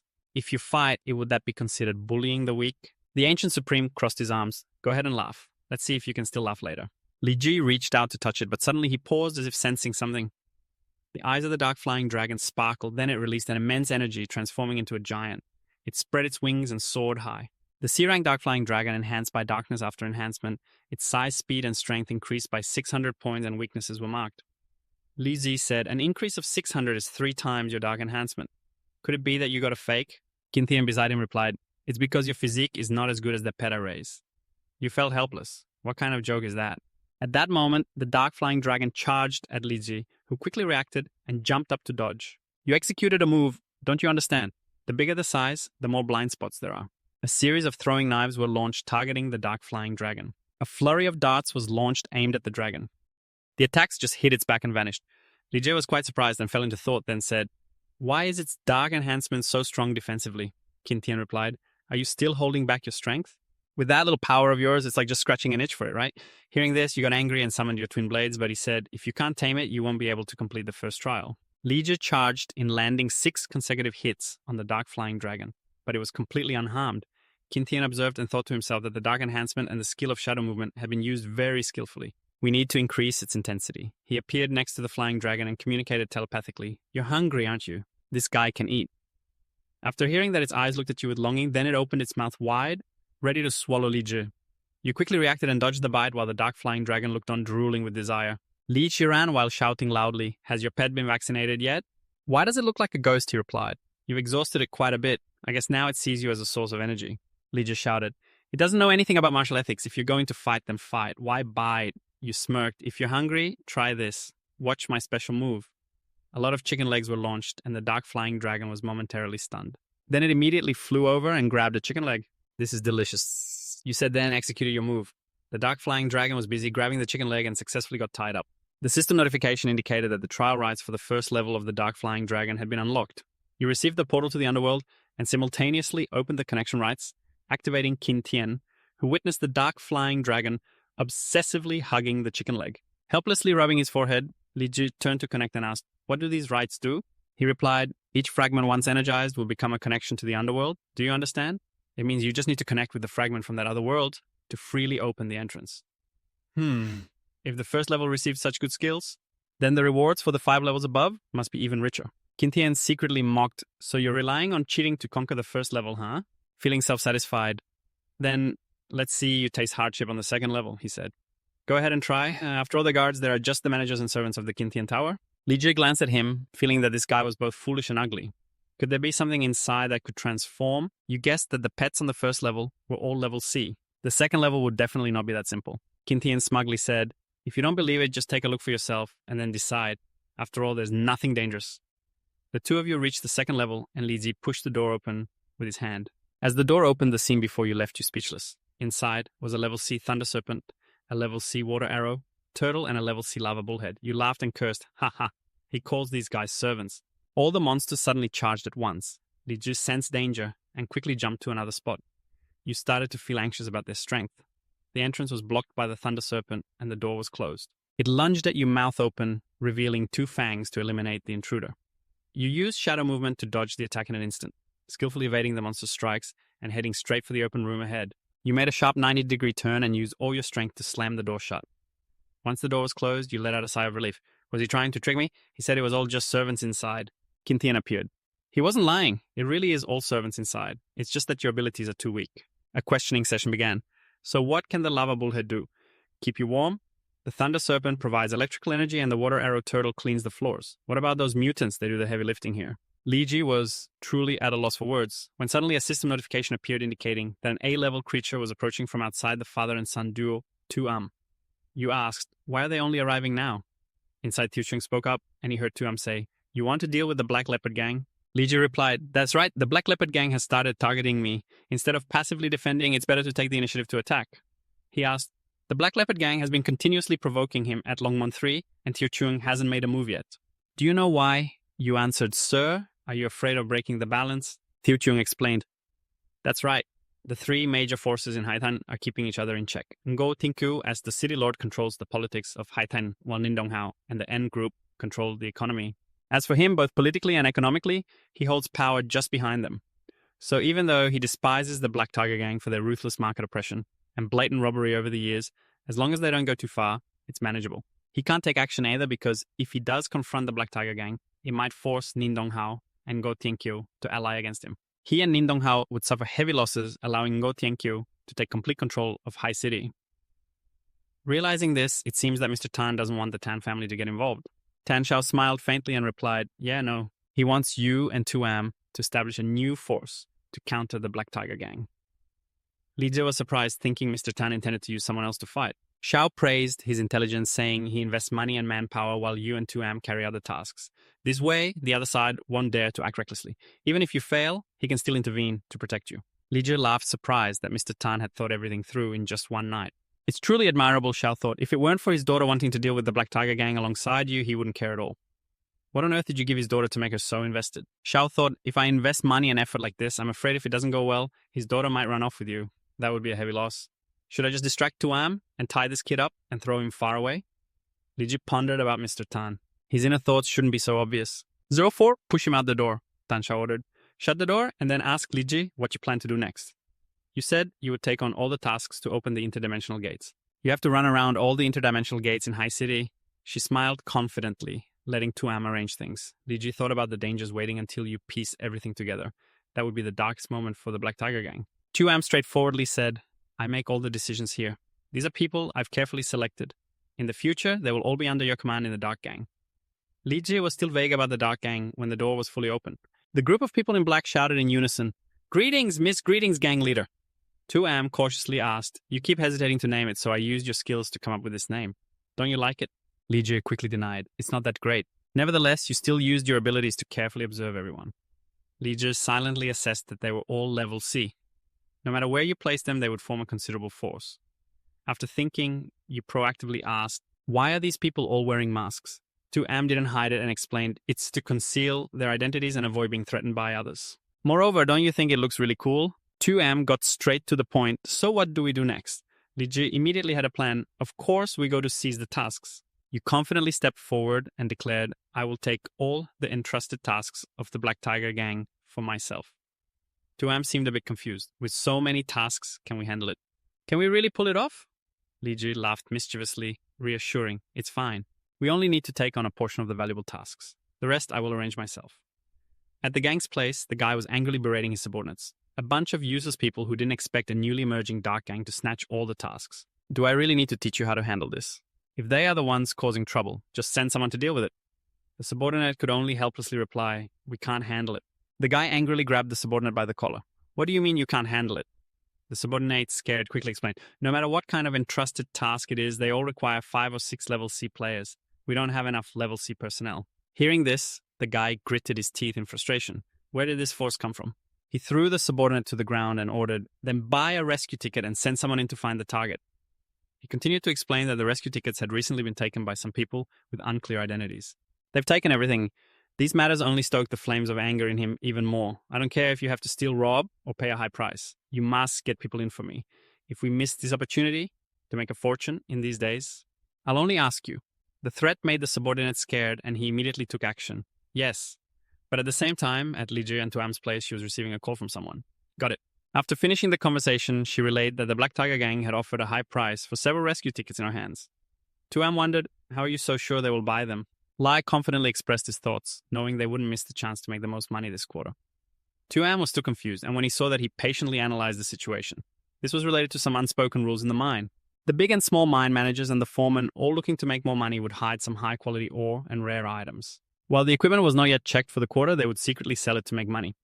In the past, the Black Hawk gang often used mercenary missions to plant spies and identify targets for robbery, as these items were all confidential. So even if they were robbed midway, no one would report it. Now that this route was cut off, they would naturally choose to pay a high price to buy exploration tickets to enter the other realms. 2. Am also began to think carefully, but even if we sold the exploration tickets at a high price, we could only trick them out of a small amount of money. Suddenly, Lai stood up, implying that it was not just that. Saying this, he used his power to open a magic circle. I've been through many other realms recently. It wasn't for nothing. Tuam was astonished. This is the entrance to the other realm. Lai explained what he was doing. I've marked the entrance to the other realm in High City. I can open a small entrance to these other realms anytime. Now we just need to send someone to closely follow those who pay a high price for our exploration tickets to find the Black Hawk gang's target. Tuam was excited about his idea. When the time comes, we can deal with them. This is a good plan. Lai seriously reminded him about the entrance to the other realm. I don't want too many people to know. Choose a few trustworthy ones to come to my place and wait for orders. Tuam held his hand, expressing his wish. I want to go too. I love these chivalrous adventures. Lai smiled with satisfaction, and then he and Tuam, filled with determination, moved closer to the magic circle.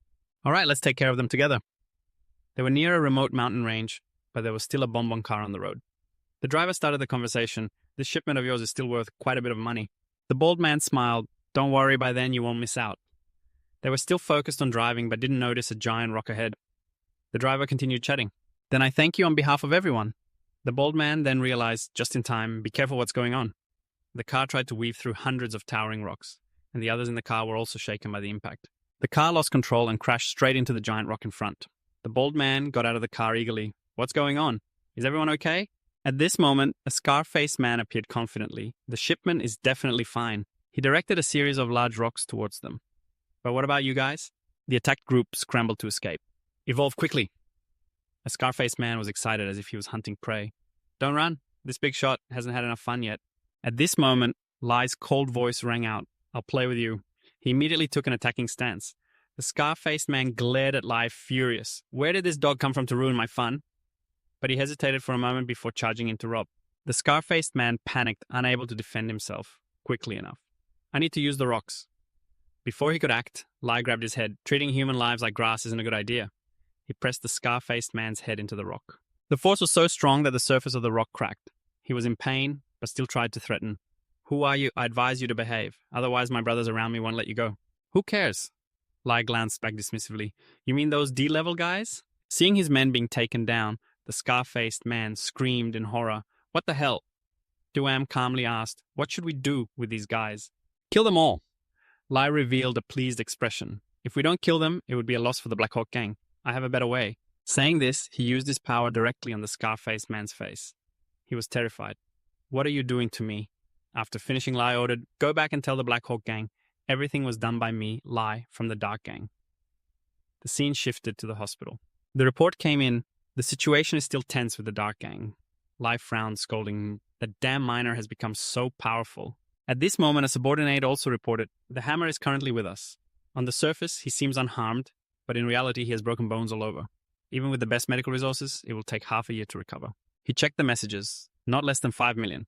This time with 6 people, it's 30 million. The other 2 teams of ours are also in trouble. The boss shouted loudly, gradually losing patience. What? Then he grabbed the subordinate by the collar. Who did this? He stammered. It was Light. The boss unwilling gritted his teeth. How could this be? The 3 dimensions are separated by hundreds of kilometers. Even if Li Ju knows how to fly, he can't appear simultaneously. The subordinate is trying hard to prove that it was Li Ji himself who acted while our people secretly recorded the video. Inside the video, the screams are piercing and loud. Suddenly, Li Ji turned his head towards the camera, stepping closer with a menacing aura. He was secretly filming, and the other person trembled, saying, Don't come here. The voice of the person recording faded away, leaving only Li Ji staring directly at the screen, challenging. Your subordinates are too weak, or are you coming personally? With so many subordinates, it would take a whole year to treat them. That's going to cost a lot, huh? After watching the report made him furious, crushing his phone. Damn it, Li Ji, I will definitely kill you. At this moment in a factory, Li Ji's group was present. Ziyin curiously asked, "What are we doing at this warehouse?" He started explaining, "I was just monitoring, and then I accidentally discovered that the Black Eagle Gang's warehouse is right next door. We've been continuously sabotaging his good deeds these past few days. I guess he will soon lead his team to the Dark Realm. You quickly realize that you plan to seize his warehouse while the Black Eagle is absent." Leja candidly admitted, "That's right." Suddenly his phone rang. On the other end, someone reported, "Boss Lee, the Black Eagle Gang is on their way to the Dark Realm number 3. Leja continued to give orders. "Everyone keep monitoring." After ending the conversation, he informed Ziyin, "Indeed, the Black Eagle is leading his team to ensure safety. I will go disturb the Black Eagle a bit to buy you all some time." Ziyin looked somewhat worried, "But the Black Eagle is a B level. Let Dao Now go with you." But Li Ji quickly declined. "No need." He immediately opened the portal to the Dark Realm. "I don't intend to confront him directly. Taking Dao Now along would be even more inconvenient." Meanwhile, Ziyin still felt a bit uneasy. But Li Ji didn't hesitate and quickly moved forward, not forgetting to reassure her. "Don't worry, even if I encounter danger, I can quickly return through this door." Ziyin had no choice but to agree, "Be careful." Transitioning to the scene, the report said, "Boss, we're rich. This time, it's all good stuff." One of the subordinates approached, "You're amazing, boss. When you act, it's Li Ji. They don't dare to move an inch." The boss confidently replied, "Those ordinary miners, even with a sea-level helper, can't cause any trouble." Suddenly, he frowned alert as a dark shadow darted behind him. "Who's that?" One of his subordinates was caught by a dark magic spell. Li Ji appeared out of nowhere, mocking, "Your B-level observation skills are really not bad." The boss was shocked. "Li Ji, you see that the enemy's people are ready." "Why worry? I'm just a small miner." The frightened subordinate cried out, "Boss, save me," Li Ji warned. "You'd better not move." The boss waved his hand, launching a fireball at Li Ji and the subordinate being choked. "Then let's die together." Two other subordinates also rushed to attack the one being restrained by Li Ji, shouting in fear, "Boss, he's being burned to ashes by the boss's flames." Li Ji merely smiled, while the other subordinates surrounded him. "Boss, I can't see him anymore." Li Ji used shadow movement to appear behind the group of subordinates. The boss, even his own subordinates, wasn't spared. "You're really impressive." The boss angrily turned around, shooting another fireball at Li Ji. He suspiciously looked closely. "Huh!" Another subordinate was writhing in the flames. In pain, he said, "Boss, you missed." Once again, Li Ji appeared behind the boss, provoking, "Your subordinates are truly a high risk." Another subordinate reminded the boss not to get agitated. The boss gritted his teeth, his eyes turning red. Flames surrounded him. As long as he could eliminate a few subordinates, it wouldn't matter if they died. He glared and shouted, "This time let's see where you can escape." Fire Dragon Fist? A massive spiral of fire swept through everything. The subordinates were terrified and fled in chaos. "Don't run." A few unlucky ones were consumed by the flames. Li Ji stood there, hands in his pockets, calmly watching everything. He used shadow movement to hide behind a large rock. The boss roared angrily, "Li Ji, you filthy insect. Just know how to hide, come out." Li Ji calmly thought, a B level really can't be underestimated. Time should be about right. His eyes sparkled. I wonder what expression he will have when he returns. Transitioning to the evening in the warehouse, the boss shouted angrily, "What the hell is going on?" Two subordinates reported in panic, "It's the Obsession Gang and Miss Tan. They brought 2 B levels and more than 10 C levels. We were helpless." The boss angrily approached. "Helpless, huh?" The frightened subordinate begged, "Please spare my life." His body was burning fiercely.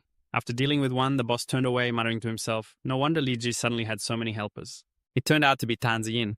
His face darkened. "Then don't blame me for being ruthless." In the large room, he said in a deep voice, "This matter ends here. If not, I'll be furious. In that warehouse, is all my wealth worth hundreds of millions?" He calmly questioned, "So what do you want?" "I'll lend you a few people to deal with the Tan family, okay? Even though Tan Teothung has been temporarily absent from Haithan. These past few days, Tantu is not someone we can mess with. The hand on his shoulder is a reminder that this is the crucial moment for our experiment. No matter how wronged you feel, you have to hold back. I can't take it anymore.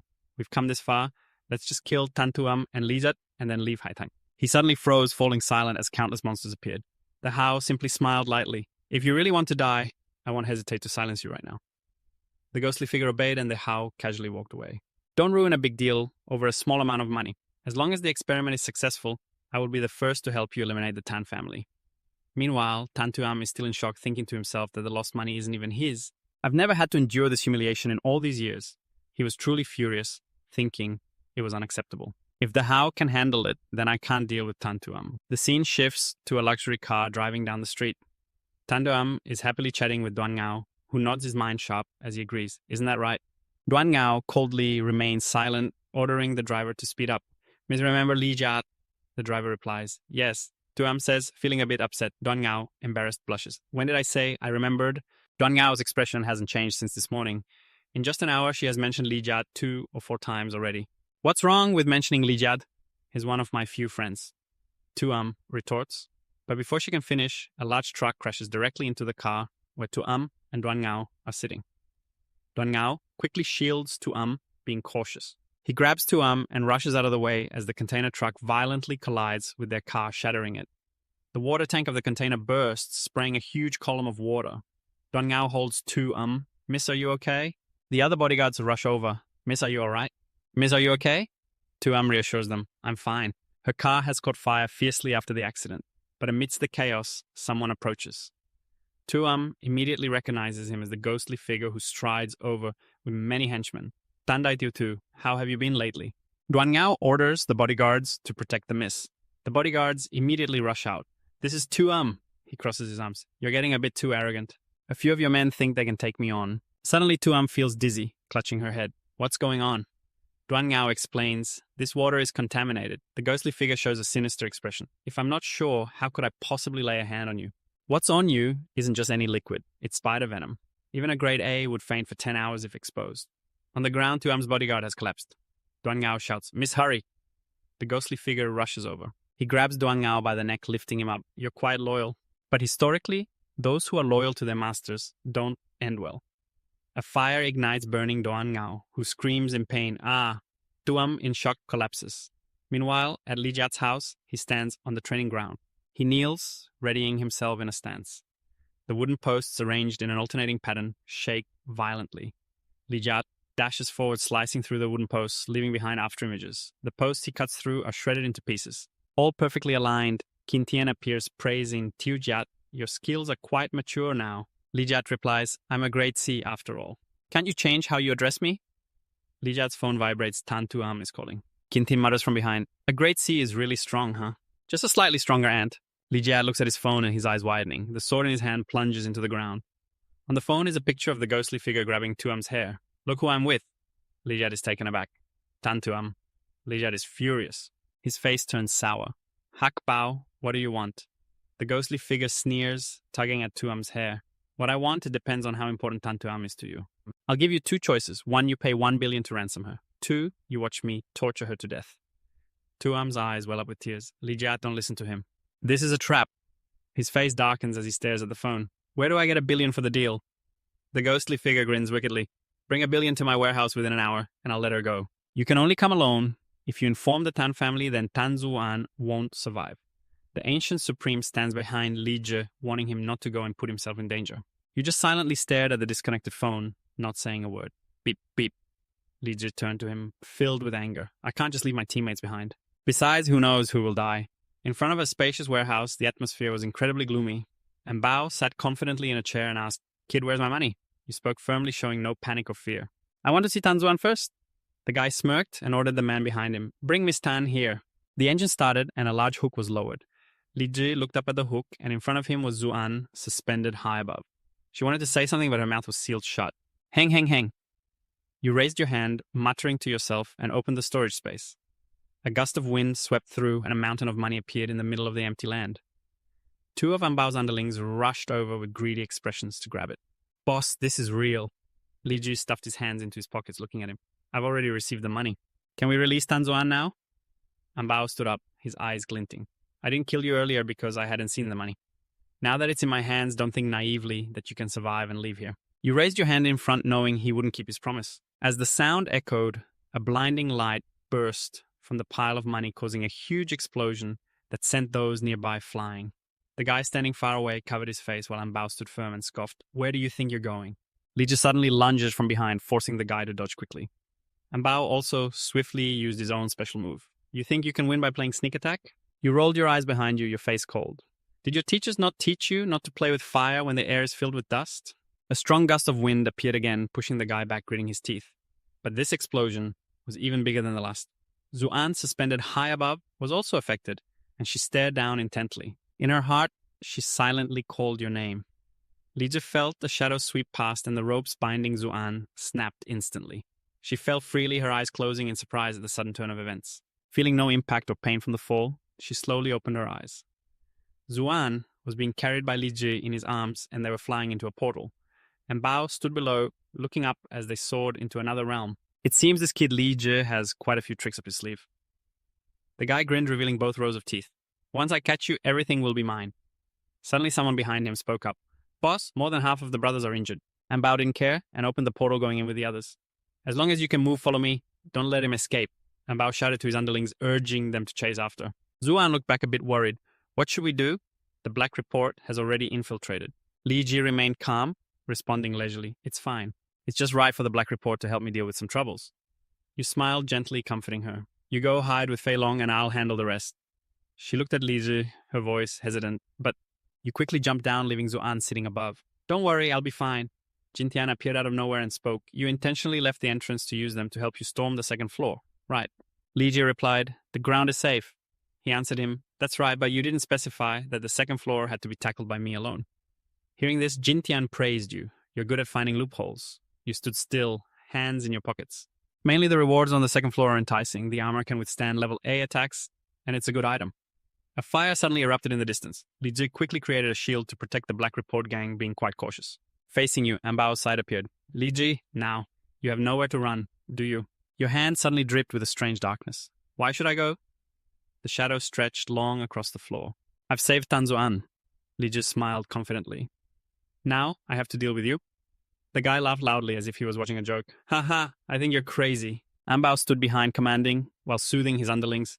Don't be afraid, he's alone. Let's finish him off and then find Tan Zuan. He crossed his arms, saying filthy words. By then, I'll let my brothers taste the flavor of the young lady. Around Li Ji, a purple light radiated. In terms of numbers, I may lose, but in other aspects, not necessarily.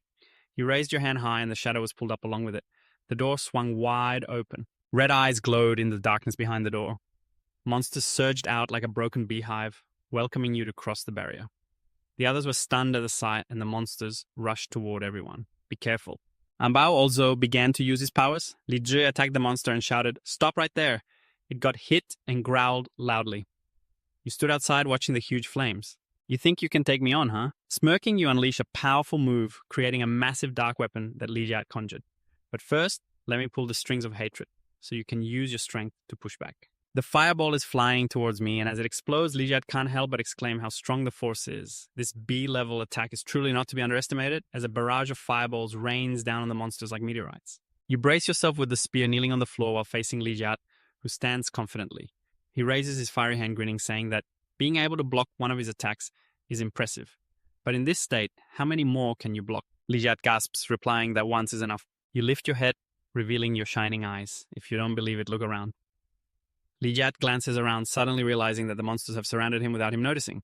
He turns his head to look behind him. The horde charges to attack him while Li Jiat stands up and runs away, saying to take it slow. I'm going ahead. Li Jiat stomps the ground and jumps high, shouting that this kid has set him up. His eyes glowing red, he shouts at the beast to get lost. Li Jiat swings his fist, hitting a monster that instantly turns to charred ash. The others rush in, making him even angrier. Li Jiat lowers his head and yells at the top of his lungs. I will definitely tear you apart into 100 pieces. In the core area of the second floor, Li Jiat walks and asks Qintian if he's not lying to him. You look straight ahead. Is there really armor that can withstand an A-level attack? He responds. Why would I lie to you? That armor is a reward for passing the second floor. Li Jiat puts his hands in his pockets, staring intently in one direction. You see a statue and are about to ask what it is. But before Li Jiat can finish, Qintian answers. This is the steward Tichmin of the second floor. He must have found peace. He transforms into a human form and steps towards the statue, asking if you can help him with the funeral arrangements. Li Jiat quickly agrees without hesitation. Leave it to me. Qintian stands straight in front of Tichmin, crossing his arms. Thanking him, he suddenly falls silent, as if deep in thought. Then Qintian says, let's go. The armor is ahead. As you walk, your gaze suddenly catches something and you halt. Above you is the armor Qintian mentioned. Li Jiat looks at the floating suit and asks, is that the armor you were talking about? He simply replies, uh-huh. You stroke your chin, observing the armor. It's not bad. It's not as ugly as I imagine, Qintian thinks to himself, regretting that this kid only has level 2 dark enhancement. If he had level 3, but even if he were level 3, the armor might still withstand an attack. This one might not let it slide, huh? Li Jiat suddenly turns to ask Qintian, what's wrong with you? He says nothing, just urges you to take the armor. It's fine, just take your reward. You find this a bit confusing. What's with the sudden intensity? While both of you are distracted, the armor suddenly lifts its head, and its hand unexpectedly grips Li Jiat's neck, startling him. This armor is a B-level soul mutant. After all these years, I thought you wouldn't return. My master Li Jiat gasps in confusion. What's going on? Qintian suddenly reaches out towards Tichmin. his sharp gaze and irritated voice revealing his surprise at the master once being so high and mighty. Now you can only parasitize on the body of a creature. How did this happen? Kintian stands behind and commands Tickmin. I order you to stop. Tickmin hesitates, sneering. Who are you to order me? He grits his teeth and continues. Based on what do you command me? My soul is peacefully resting in this armor. It's so you can return to me and prolong your life. But you refuse to make the effort to come back, leaving only a remnant soul. So I have no choice but to refine you, and then I can upgrade to level 3 Dark Enhancement. Using the energy of the domain, I'll turn this armor into a vessel for my soul. Your soul transforms powerfully, and your gaze shifts to the side, calling out in your mind to Kintian, who is also fading away. Then you scream, ah! Lijat struggles to endure and asks Kintian, if I give you control of my body, can you defeat this guy? He's surprised by your question. Aren't you afraid I'll take complete control of your body? You glance at Kintian. Even now, you're still in the mood to joke. He quickly enters Lijat's body, and in an instant, your eyes flash with a hazy purple light. Lijat raises both hands, pushing Tichmin back, who uses his hands to stop the friction, then grins maliciously. Your soul is only at level A, so why are you struggling in vain like this? Right now, Li Ji is in the form of a level A parasitic clan, and even at level A, it's enough to deal with you. Tikming looked at him and involuntarily exclaimed as the dark field of Li Ji slowly approached him, a wave of darkness radiating from his body enveloping the area. Tichmin thought to himself, so it turns out it was just a show. I didn't expect you to hide a move. You didn't fully teach me how to use the dark skill. He crossed his arms and laughed loudly. I'm hiding more than just one move. The dark transformation sword formation unleashed endless attacks toward Tichmin. He immediately dashed in front of Li Ji. So what? Tichmin raised the sword in his hand and shouted loudly, this body absolutely cannot withstand your level 3 skill. Just as the slash was about to land, his body suddenly blurred and Li Ji shot out behind him. Tickmin's sword struck hard against the empty ground, waiting for him to grit his teeth and wonder what skill that was. He swung his hand to attack, but Tichmin quickly blocked it with his sword. He was both on guard and provoking. You won't be able to maintain this level 2 state for long. Kintian silently questioned in his mind, can you still hold on, Li Ji? Even though it hurt, I still held on and replied, I'm fine. I can still hold on. Tickmin raised his head high and laughed with delight with this level of attack you can't break through my armor. Ignoring his words, Li Ji stomped down to gain momentum and leaped high, throwing a punch toward Tichmin. Then I will force you to take a hit. As the punch collided with the sword, everything around shattered into pieces. A large burst of fire erupted between the two. He struggled to push against the sword, and a shattering sound rang out as Tichmin stared in shock at his sword being punched to pieces. Li Ji continued to punch through Tichmin, quickly crossing his arms in front of his chest to block the blow, pushing him back further just a little more. Li Ji's face was drenched in sweat, his eyes glinting with a light as if realizing something. Kintian suddenly called out to Li Ji, who was still trying to hold back, replying, I'm fine. Hearing that, he thought to himself, I can't keep attacking Li Ji's soul, and body will be burned away by the overload of energy. Suddenly, another figure appeared behind Tichmin. Because of a worthless creature, he missed the opportunity. He laughed loudly, a strong light suddenly radiating from behind him. How ridiculous, when did you become like this? Li Ji saw this scene and let out a soft gasp. He raised his hand high and laughed maliciously. Then, don't blame me. Tichmin punched hard toward him and Li Ji was knocked back. Kintian looked around and suddenly froze. Tichmin stood below, looking up. Got you now. 3 purple ropes unexpectedly bound him tightly and pulled hard. Kintian chuckled lightly and said, I never expected that one day I would be bitten back by my own dog. He joyfully spread his arms and said, I can finally, truly come back to life. Li Ji propped himself up, sitting on the ground, stunned at the scene before him, sweat soaking his face. He tried to shout loudly, Kintian. He was pulled back by Tichmin, who also called out in response. Li Ji Kintian quickly urged him, run. Li Ji didn't listen and rushed toward him. Let him go. Tichmin delightfully observed the situation, truly moved by someone fearing the opponent's soul being burned away. So he didn't dare to use his full strength. His expression suddenly changed. A mere ant dares to lay hands on me. Just as Tichmin was about to exert himself, he could already fling Li Ji into the rock behind. He slammed into the large rock, spitting out a mouthful of bright red blood. Kintian saw this and said with a level C, like, you don't linger here anymore. Just get lost. Li Ji's eyes glinted with a serious light. From the beginning, you've made me work like a horse. You made me fight against the mutants, forcing me to level up step by step, until now you want to see me obey you. A fragment of another memory suddenly flashed through Li Ji's mind as he gritted his teeth. Whether I go or not is my own decision. He sprang up and charged toward Tichmin. It's my choice, Li Ji shouted as he punched in the past. I could absorb the dark energy around me to fight back against the blood demon today. I can also help eliminate this traitor. Hearing this, he seemed to be listening to a joke. Eliminate me. Let's see how long your body can hold out. Kintian stood behind, continuing to scold him. Are you really going to push your body to the point of exploding? Li Ji, as if losing his mind, shouted, I don't need you to worry. He poured all his strength into his punch, but the wounds on Li Ji's body were increasing, making him aware that his body was cracking. Just as he was about to launch his attack, his body began to fade. Tichmin saw this and laughed scornfully. You really chose a stupid creature, how adorable. What would you do now? Self-destruct. Kintian's body was also fading. Li Ji turned to look at him, advising him not to struggle anymore. Tichmin completely absorbed Kintian into his body, obediently becoming my nourishment. He laughed heartily. Before Tichmin, only a dark spot remained, causing him to laugh even louder. Ha ha ha! Suddenly, a wave of darkness enveloped him, making Tichmin freeze. He panicked and looked up. What is going on? The guy wondered then, answered himself. It's definitely the dark realm causing this. But Tichmin found it hard to believe, as if it was something impossible. I still haven't fully mastered this dark realm technique. Could it be... A voice rang out, startling him. He turned around to see Lijat approaching from behind Tichmin. I will destroy you. Tichmin swung his hand to attack Lijat, but he was like a mirage. The attack passed straight through Lijat's body, leaving nothing behind. He clenched his jaw in anger and extreme confusion. Now Tichmin looked at his status board: Human Level C, Dark Enhancement, Stage 3, Shadow, Phantom. The Dark Realm allows the user to transform within its scope, enhancing dark skills, conserving energy, and collecting souls to convert into dark energy. He was shocked and exclaimed, Stage 3. Lijat spread his arms wide, showcasing his power, then said, So the soul is the source of the Dark Realm. No wonder you're so afraid of its power. I'm really curious about what will happen if you lose your armor. As soon as he finished speaking, he unleashed a powerful attack, a sphere that blew everything in its path and shot straight at Tichmin. The guy quickly jumped into the air to dodge the attack, and at that moment, Lijat appeared behind Tichmin. Get out of the armor! He delivered a fierce punch to the guy's body. Give me your life. Tichmin took the full force of the punch and fell straight down. He confidently said, So what if you're Stage 3? You're just Level C. This armor can withstand Level A attacks. Lijat smiled slightly. If I can't break from the outside, then I'll change my approach. He charged straight at Tichmin, disdainfully saying, You don't know your limits. The guy threw a punch, but it was still ineffective against Lijat.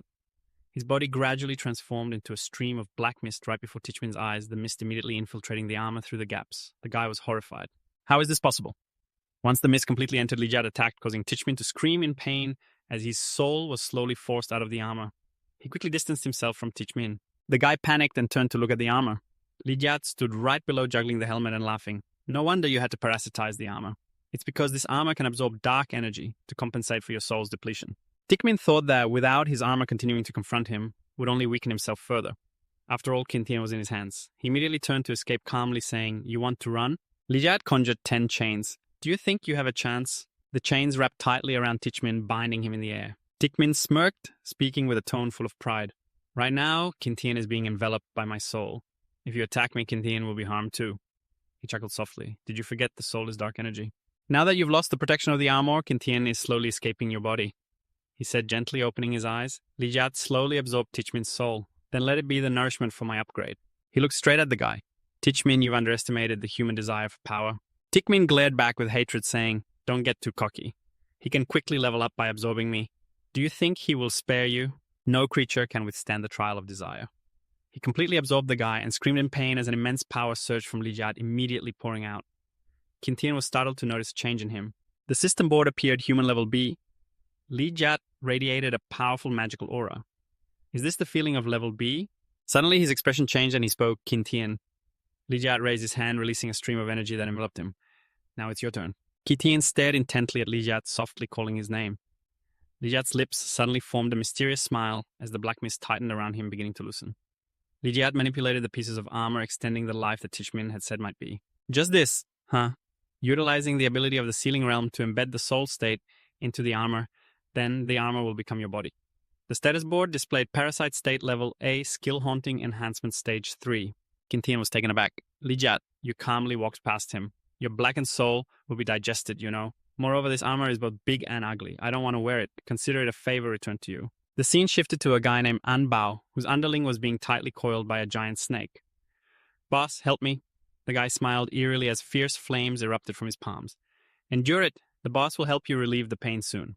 Anbao shot the flames, incinerating the monster and simultaneously burning his underling. He screamed in pain. No, no. The guy looked at his underling with a cold gaze. Do you really need to be saved, you worthless piece of trash? He suddenly realized the presence of two others. Lijat stepped forward and spoke. It's no surprise that a B level like you couldn't kill him. The guy's anger flared as he saw you, and Lijat was taken aback. Without hesitation, he charged straight into attack, but Kintian wouldn't let him have it easy. He immediately countered, pushing him away, and quickly adjusted his stance to land. This is A level, he thought. One Lijat was manageable, but now there's another A level. Lijat mocked Kintian. Isn't it obvious you're just bullying him? With a level like his, just let me train on you? He smiled, but inside he was boiling with rage. Training on me, huh? If I can seize the opportunity to control you, there's still a chance to win. He called out, "Come here." You coldly stared straight at him, the aura of the field haunting. Lijat looked down on him, trying to act tough. Your silly tricks won't make up for your D-level weakness. Lijat calmly replied, "Who said I'm still D-level?" He was taken aback. You threw a powerful punch and he didn't have time to react, taking the full hit. Lijat didn't stop. He charged in, ready to unleash the next attack. Anger erupted from you as you struck back. I'm really being underestimated. Your eyes glowed with a mystical purple light as you continued to attack. The clash of their powers created a shockwave that spread throughout the space, sending him flying back. He was shocked, realizing too late that he was now A-level. Just like that, you had risen to A-level. A powerful aura surrounded Lijat, and thanks to you, he was closing in step by step. Gritting your teeth, you stood up even as you were A-level. You charged, in swinging your fist. Lijat shouted, "So what?" You were furious. My strength is nothing to scoff at. You calmly dodged the attack, and then he switched to using his elbow, but Lijat quickly blocked the strike. Kintian stood with his arms crossed, watching as you and he exchanged solo punches in the dark field. Without using your own strength, you jumped, conjuring a fireball by manipulating the energy around you. Lijat jumped just in time, causing the ground beneath to crack. This is the true essence of darkness, as he said. Hearing that, you smiled and said, "Got it." Lijat looked at him mockingly, but your serious lecture caught him off guard. "I'm really not used to this." You continued to throw fireballs at him. Did you think you were a genius? Want to die? Dark shadows began to appear around Lijat, manipulating the surrounding dark energy. Your eyes glowed purple.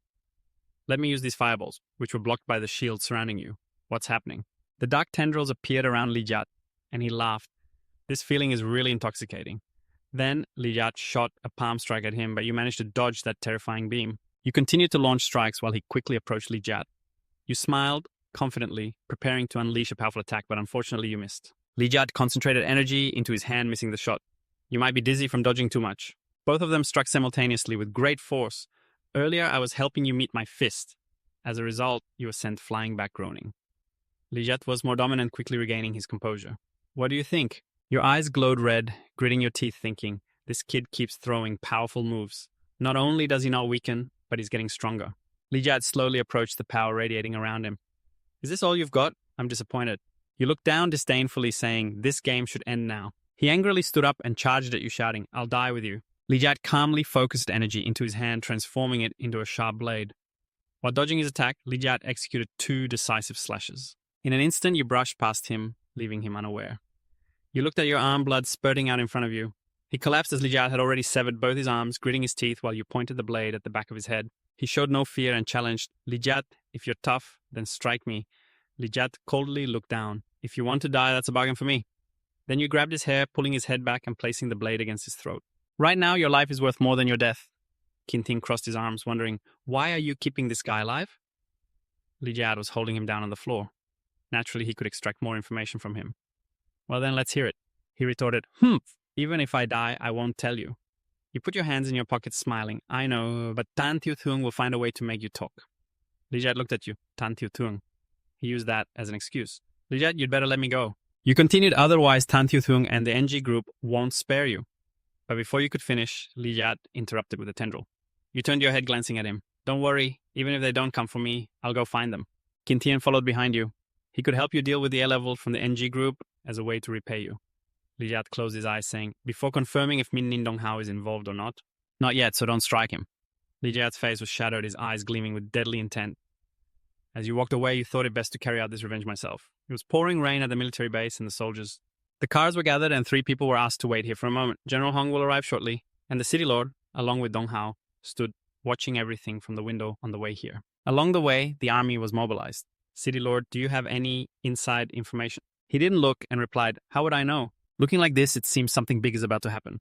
Then the city lord turned to ask the young merchant sitting nearby, "Brother Tan, you have sharper instincts. Have you received any news?" He looked at his phone and heard the news this morning that the Black Report kidnapped Tan Zuyin. Tan Zuyin wasn't hurt. The Black Report has been controlled by me. The young merchant slammed his phone down, stood up and said, "It's about the army." "How would I know?" The young merchant faced Ning Dong Hao and said, "But Ning Dong Hao, if you can't manage your own dog, I know how to handle it." He darkened his face and asked, "What does the new president mean by that?" He sneered and said, "It's best if you don't know anything, or else I'll deal with you too." The two smiled on the surface, but the pressure around them radiated danger. "Young merchant, are you overconfident in your abilities?" The young merchant laughed. "Whether I'm strong or not, one try will tell." Then Hong Hai suddenly interrupted. "Seeing everyone so enthusiastic, I'm relieved." He and his people walked in. However, even with strength, it must be used correctly, especially in this phase where High City could face a major disaster. General Hong Hai, the highest military officer, sat in the middle of the room and said, "The reason for inviting everyone here this time is for something significant." Hong Hai waved at Hatan. "You explain a bit." He replied, "Yes." And Hatan began, "All of you sitting here became Class A because you participated in the fight against creatures from the other world. 15 years ago, high-level monsters passed through the gate to confront humans.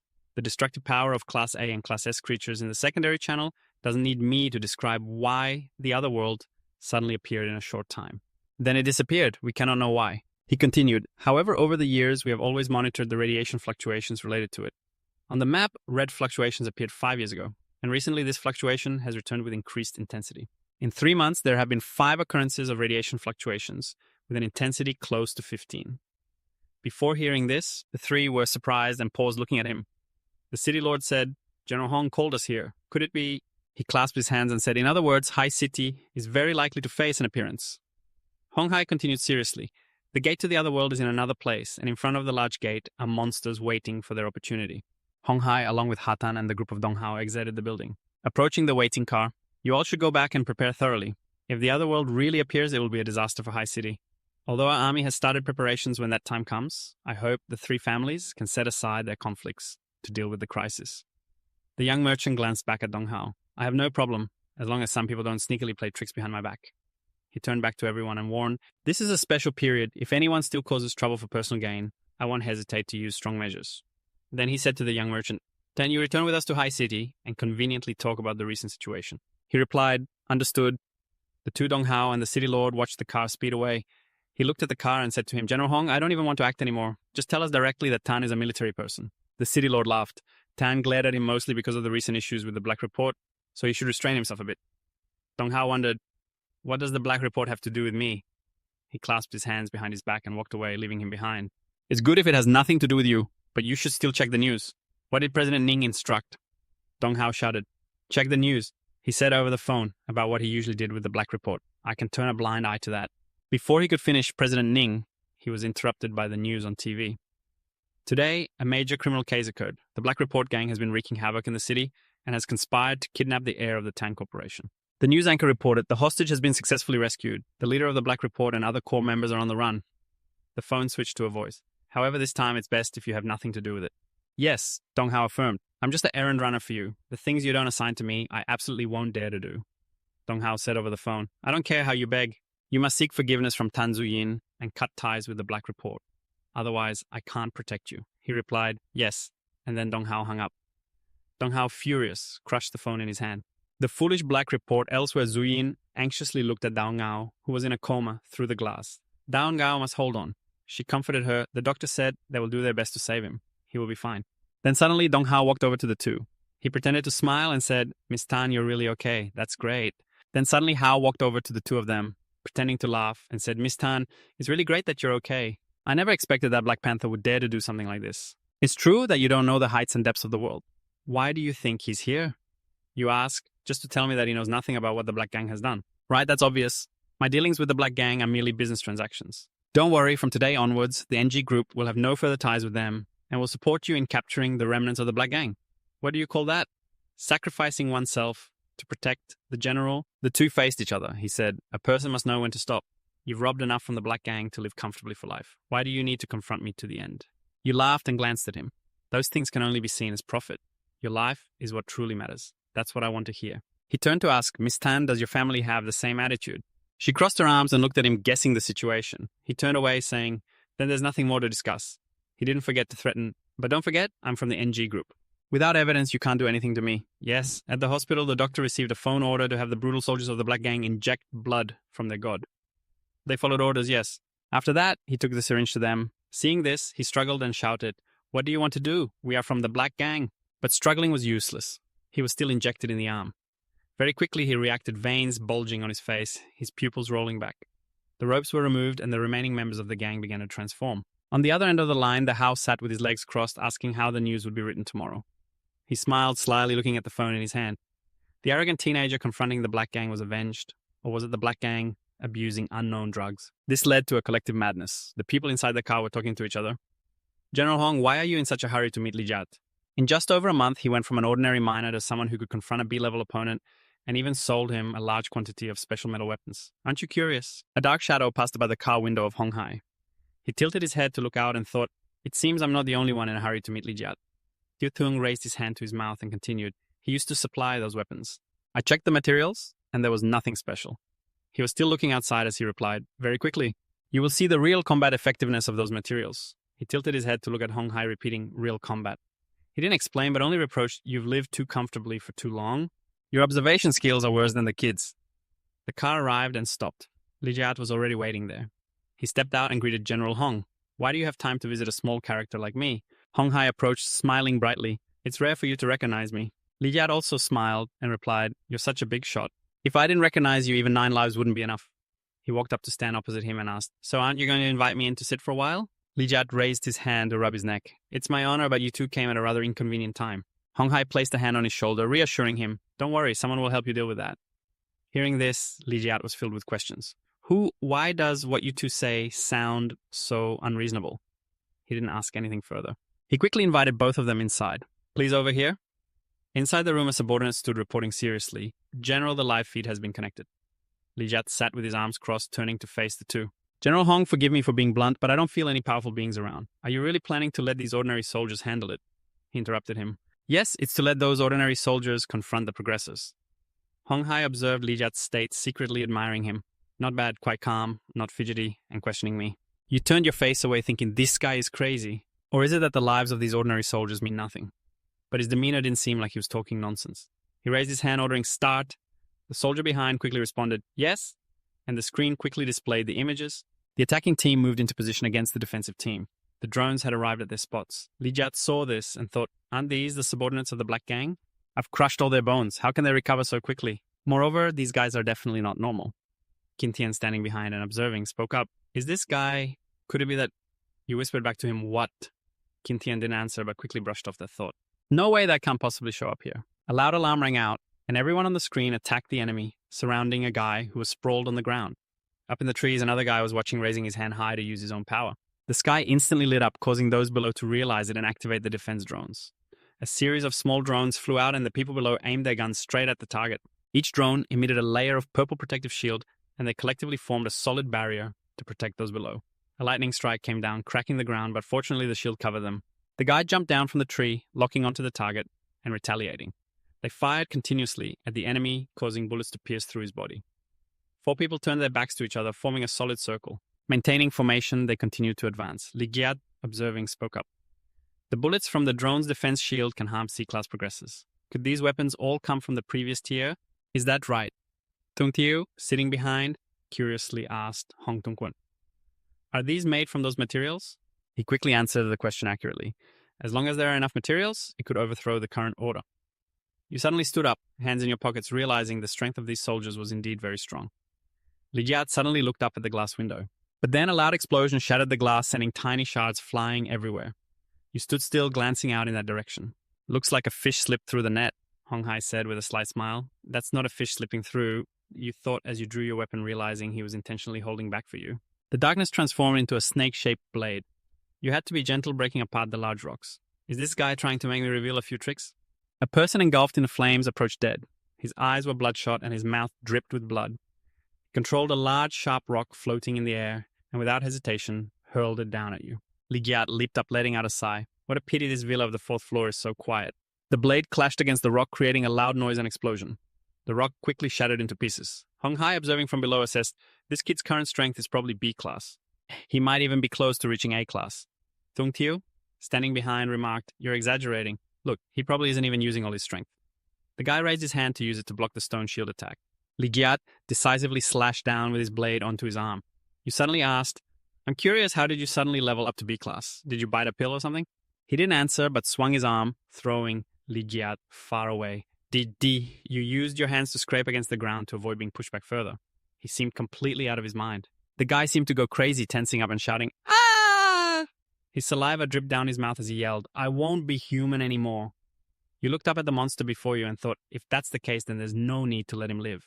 Just as you were about to launch an attack, you thought to yourself, in front of those 2 old foxes, it's better to hide my strength.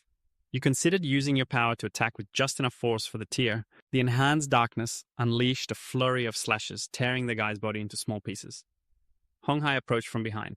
At first I thought the information about you was somewhat exaggerated, but now it seems the assessment in that information about your strength is still too conservative. Li Jia turned around and explained, Hong Tongquan, you must have come to see me at this time for more than just helping me deal with those small fries, right? Oh.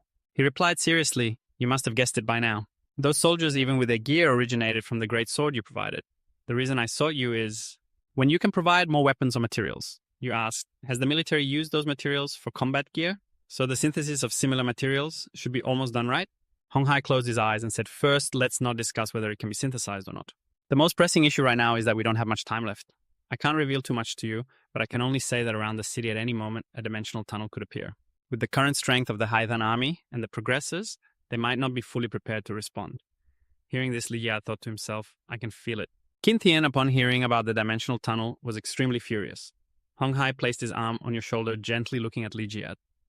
If we want to avoid significant casualties among civilians, we can only hope you have enough materials on hand. Let us make weapons for the army. You raise your hand to your mouth and cough up the weapons you need. I'll find a way to get back to you within 3 days. However, I can't guarantee how much I can get. Hong Hai smiled contentedly. I won't let you be busy for nothing. Although I can't give you money, I can arrange a position for you in the army or make you the son-in-law of the Tan family, knowing you will take over the Tan group. Hearing that, Li Zi's expression turned a bit confused. That's not okay. The lieutenant standing behind was furious, his anger flaring up. What do you mean by that? You dare to call yourself a general. If you don't put in any money, then forget it. And selling my daughter, don't think just because you're a general that old man won't dare to hit you. Li Zi said, if you dare to agree, I'll show you what I'm capable of. No one can take my position from me. Li Zi quickly changed the subject. That's to contribute to Haithang. It's something that should be done. As for money, let's forget about that. Hong Hai continued to ask, so you really don't want to become the son-in-law of the Tan family? Li Ji, still a bit worried, replied, if possible, I'd rather handle that myself.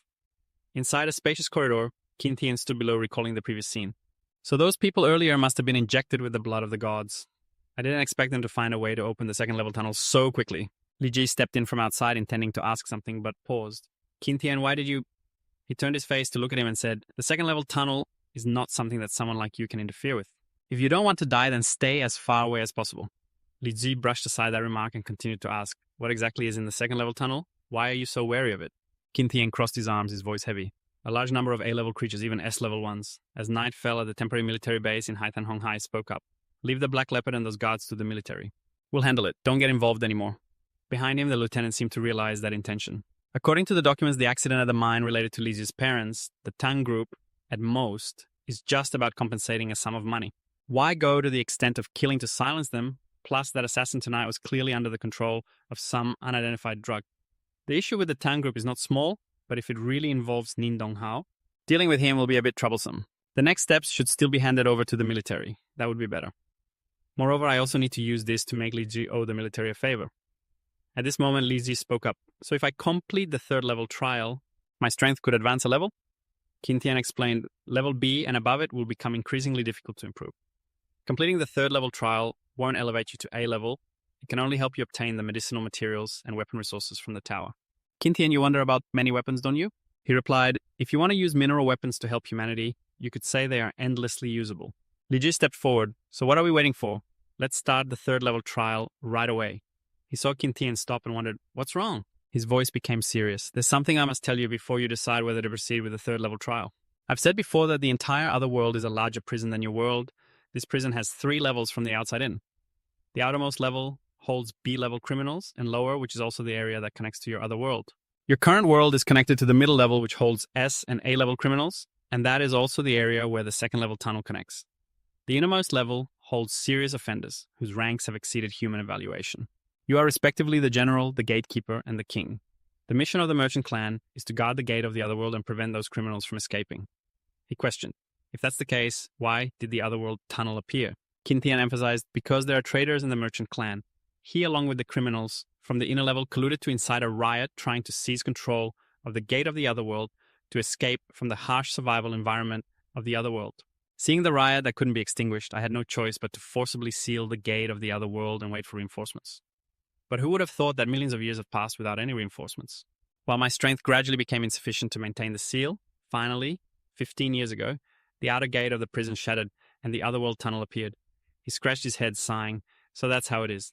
But what does this have to do with my entering the third level of the tower, Qin to pass the trial? He explained, because once you complete the third level trial of the tower, you will be marked with the soul seal of the merchant clan, which means you will become an enemy and a target for all creatures in there. Are you worried about this, my curious friend? So you're saying that after the second level tunnel opens, as long as I don't have the soul mark of the merchant tribe on me, I can just stand by and watch you get hunted down by the monsters that come out of there. Can I just hide in a corner and watch the lives in the Sea City get slaughtered? Let's go to the third floor.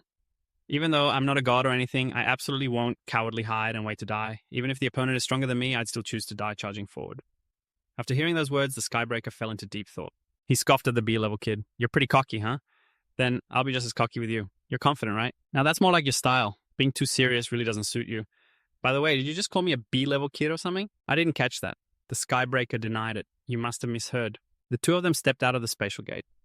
The Skybreaker said, here we are, the third floor, the central area of the entire Skybreaker Tower of Soul Sea. This is where the fragments of souls of your brothers gather. Soul warriors of the merchant tribe, after millions of years, you can only fully control the Skybreaker Tower with their recognition. Although this process will be very painful, going through the tempering of these souls is the only way for you to achieve your second skill of darkness. I'm really curious, what is that second skill? He explained that this is the awakening ability. After the soul is tempered, each person's awakening is different. He explained that this is the ability to awaken after the soul has been refined, and each person's awakening is different. I understand that the clones can split into multiple forms to fight, even if the main body is destroyed. As long as one clone remains, my consciousness won't fade away. You curiously asked, what about your main body? Qin reminded me that it could still be around, or it might have turned to dust. Hurry up, I'm curious about what skill you'll awaken. Lai is confident it won't disappoint you. He thought that B-level kid has never let me down. Perhaps you'll awaken a completely different ability from ours. Your footsteps are strong, slowly stepping into a space filled with shattering ice. Lai senses that this is indeed a fragment of the soul. Your hand gently reaches out to feel the space. Suddenly Lai's expression changes, becoming darker. Strange sounds echo, and even if no one remembers our Thungtik clan, we must risk ourselves to protect the gate to the abyss. Although my ability is the weakest, the old ones are determined and definitely not weaklings. Those who stand here are certainly not afraid of death. We will not let them take a single step forward. We will guard this place until death. Lai stood there, his head pounding with pain as he felt it. You realize this is the battle they went through, a fight completely unknown to the outside world. Suddenly, a dark shadow swiftly glides in front of you. Lai reaches out his hand to lightly touch the dark energy.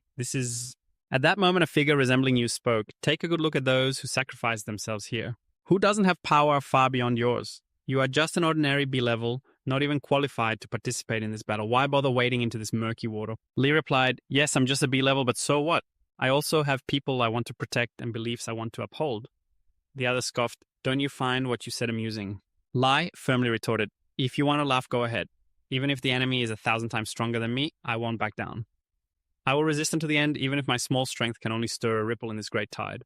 Qin outside felt the intense emotional fluctuations. He began to feel tense and worried.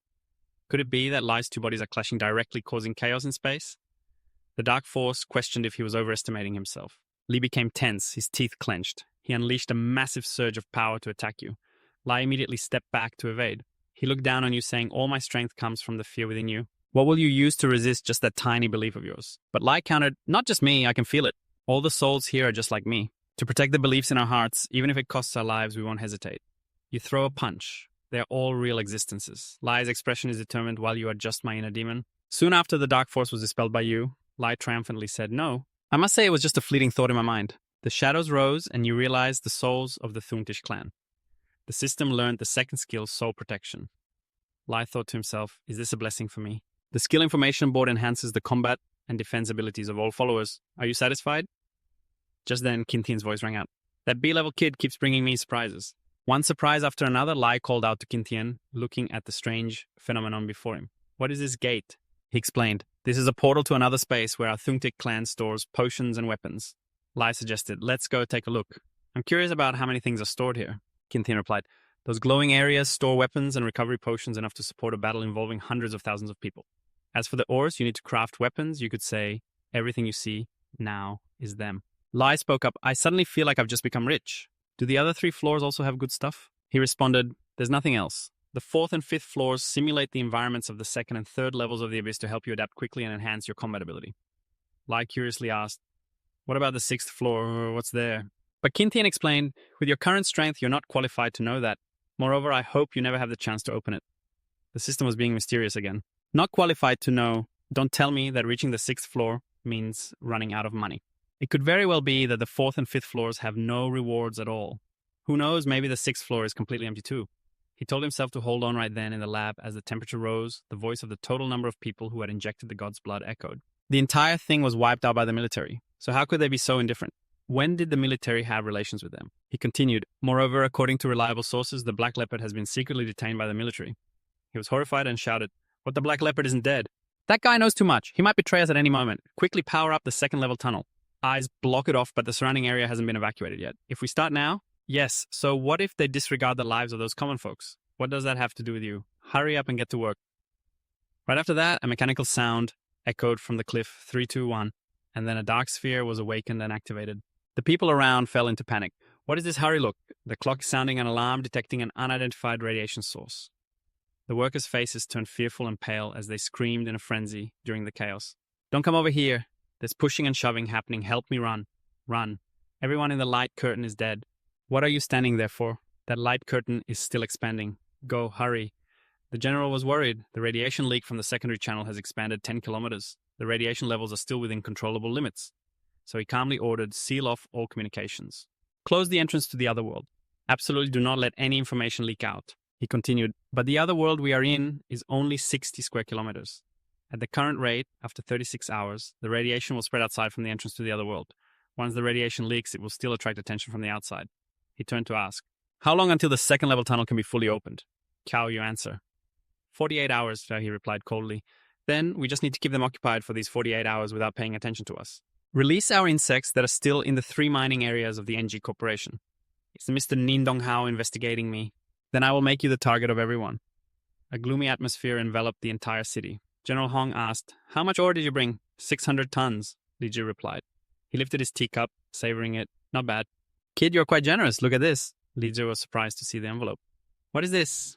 General Hong immediately explained, "The testimony of the Black Leopard can basically confirm that the cause of your parents' deaths was not due to a mining accident, but rather, in order to cover up some truths, he had the Black Leopard take action." You held the papers tightly, gritting your teeth. What exactly are they trying to hide? He still maintained his calm demeanor. "This needs further investigation. It's still not clear." Li Ji seemed extremely angry. "Aren't you going to capture him for interrogation?" General Hong calmly replied, "He's gone missing.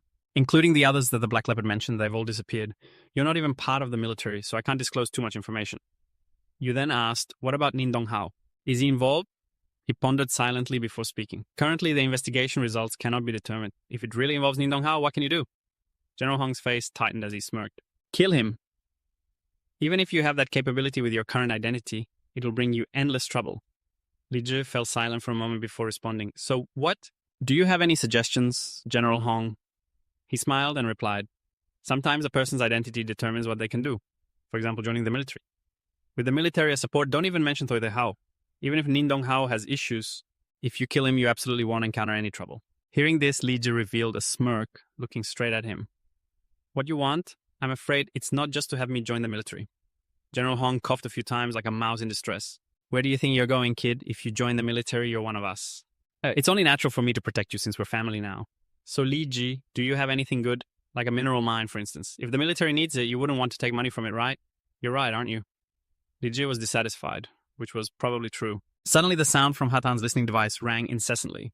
He reported, "General, the detection department has transferred information." General Hong instructed, "There are no outsiders here. Connect the communication screen."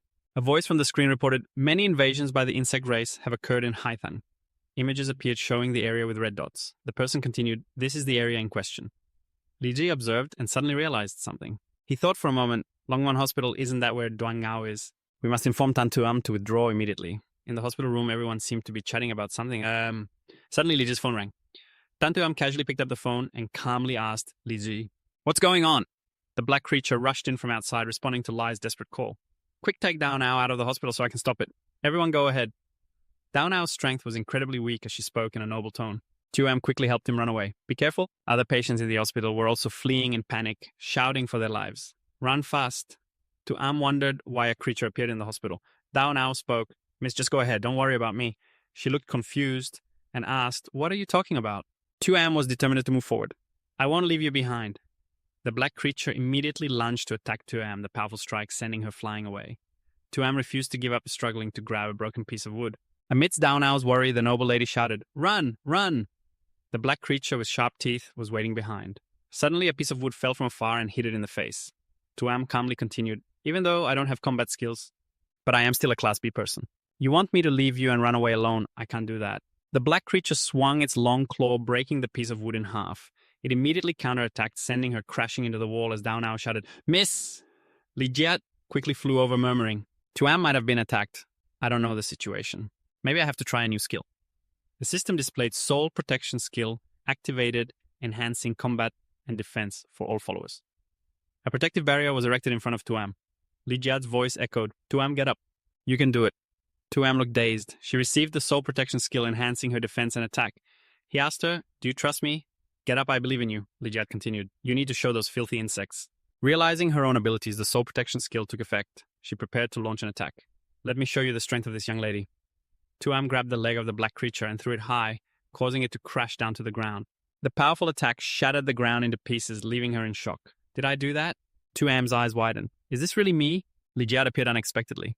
"Our lady is still very impressive." She nestled into his arms, crying softly. Lijiat gently asked, "Why are you crying?" "Didn't you just scare the insects away?" Tuam with teary eyes said, "Just now I thought I was going to die. I thought I would never see you again." He looked at her with affectionate eyes. "No, I will always protect you," making Tuam tremble. Lijiat and Daonao stood there, witnessing the romantic scene. He had to speak up. "Hey, you two, can you think about saving me first? Can we not have this lovey-dovey moment? The atmosphere here is incredibly gloomy, and the aftermath of the black creatures is quite heavy." Daonao had been rescued from there, and Tuam had survived too. They were both recovering their strength with a liquid. Tuam was amazed. "This is incredible. My wounds are healing right away." Daonao was also astonished. "The effect is truly miraculous." Suddenly, a voice rang out. "You're a Class A person, right? Can I ask you all to help rescue the medical team? I just received news from the medical team. They're trapped in the interdimensional mine number 7, which is crawling with creatures." Tuam was surprised. "But the mine has been cleared.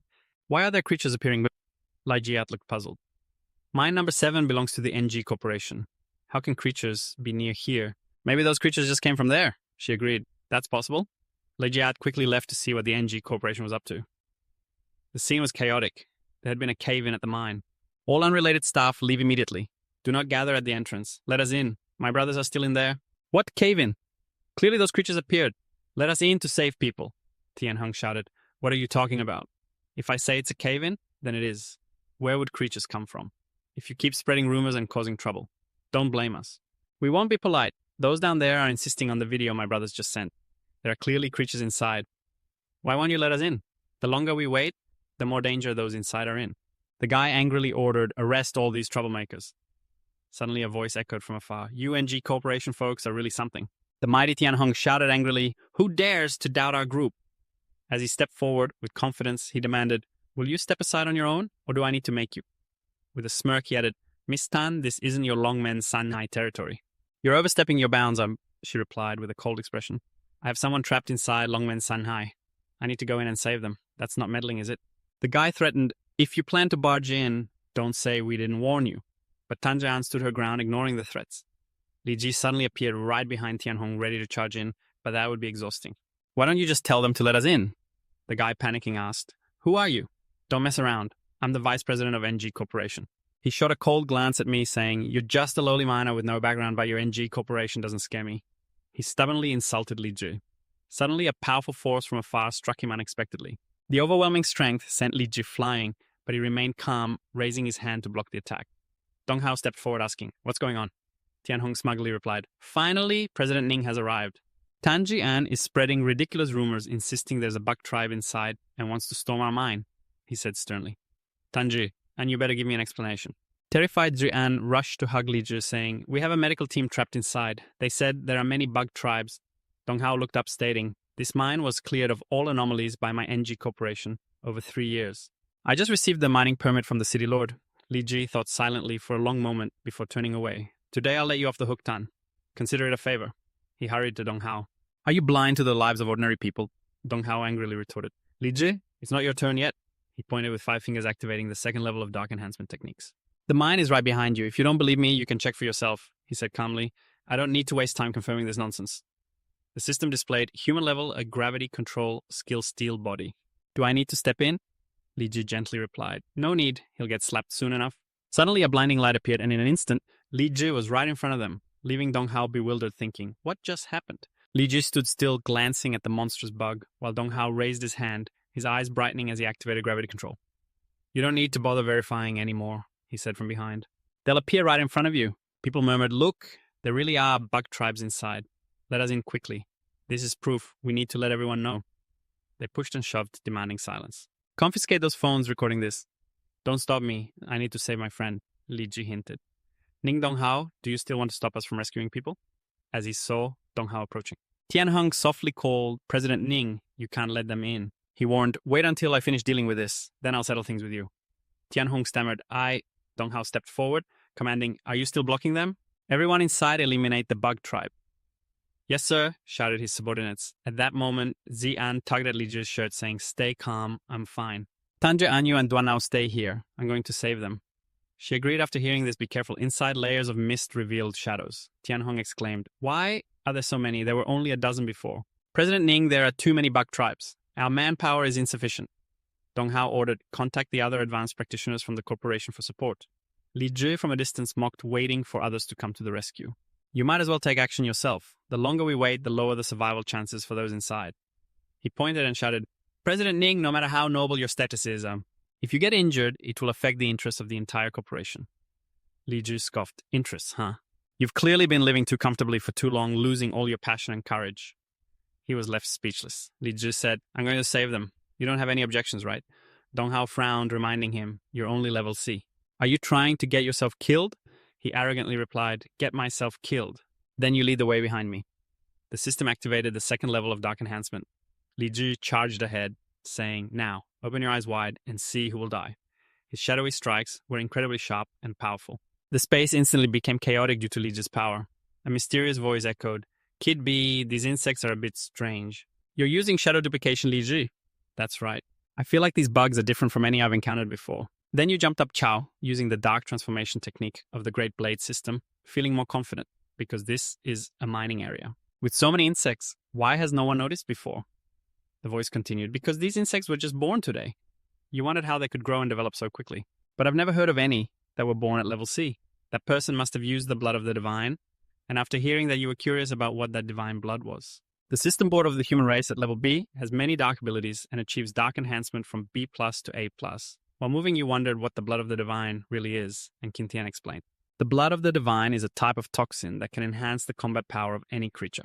It can put the user into a state of rage until they exhaust themselves to death. Yes, there must be a mother larva here that has been infected with the toxin.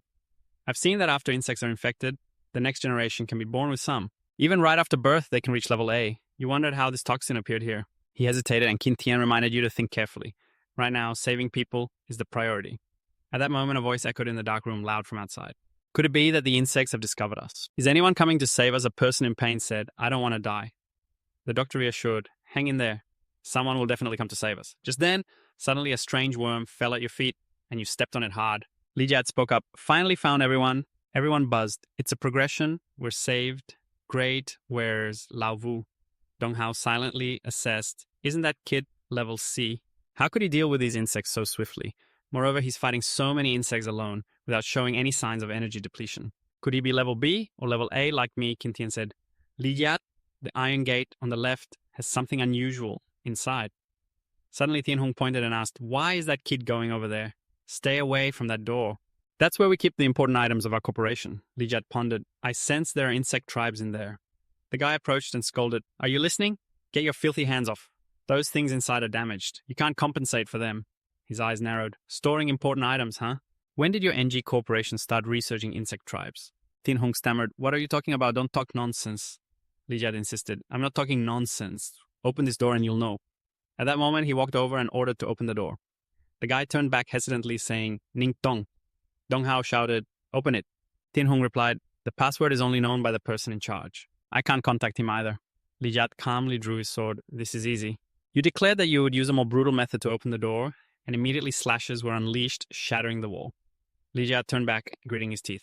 So this is what you call important. Inside you harbored resentment. Your parents had died like this. And Uncle Hack? Li Jiat spoke angrily. The lives of these miners are truly worth nothing to your NG corporation. Li Jiat pointed his sword and shouted, Nindong, how? Tell me right now. Suddenly a voice shouted, Lao Vung! This identity mark belongs to Lao Vung.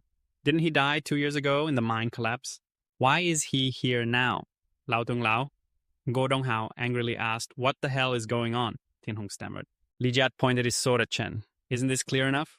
Someone has been using these miners as food to raise the sample insects. He shouted, What's going on? The guy held his head, explaining in Intong. I did this for the benefit of the corporation. 3 years ago, we just acquired this mining area. It wasn't easy, but who would have thought there was a sample insect hidden underground to avoid affecting the operation of the mine? That's why you went crazy swinging your sword. So you took people to feed that disgusting insect. Dong Hao quickly stopped Li Jiat. What do you want to do? Tin Hung, frightened, held his head. Nintong, save me. This is an internal matter of the corporation.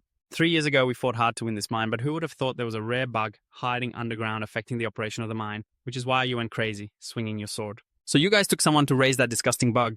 Dong Hao quickly stopped him. What do you want to do? Tin Hung scared held his head and said, Mr. Nin, save me. He said, this is an internal matter of the corporation.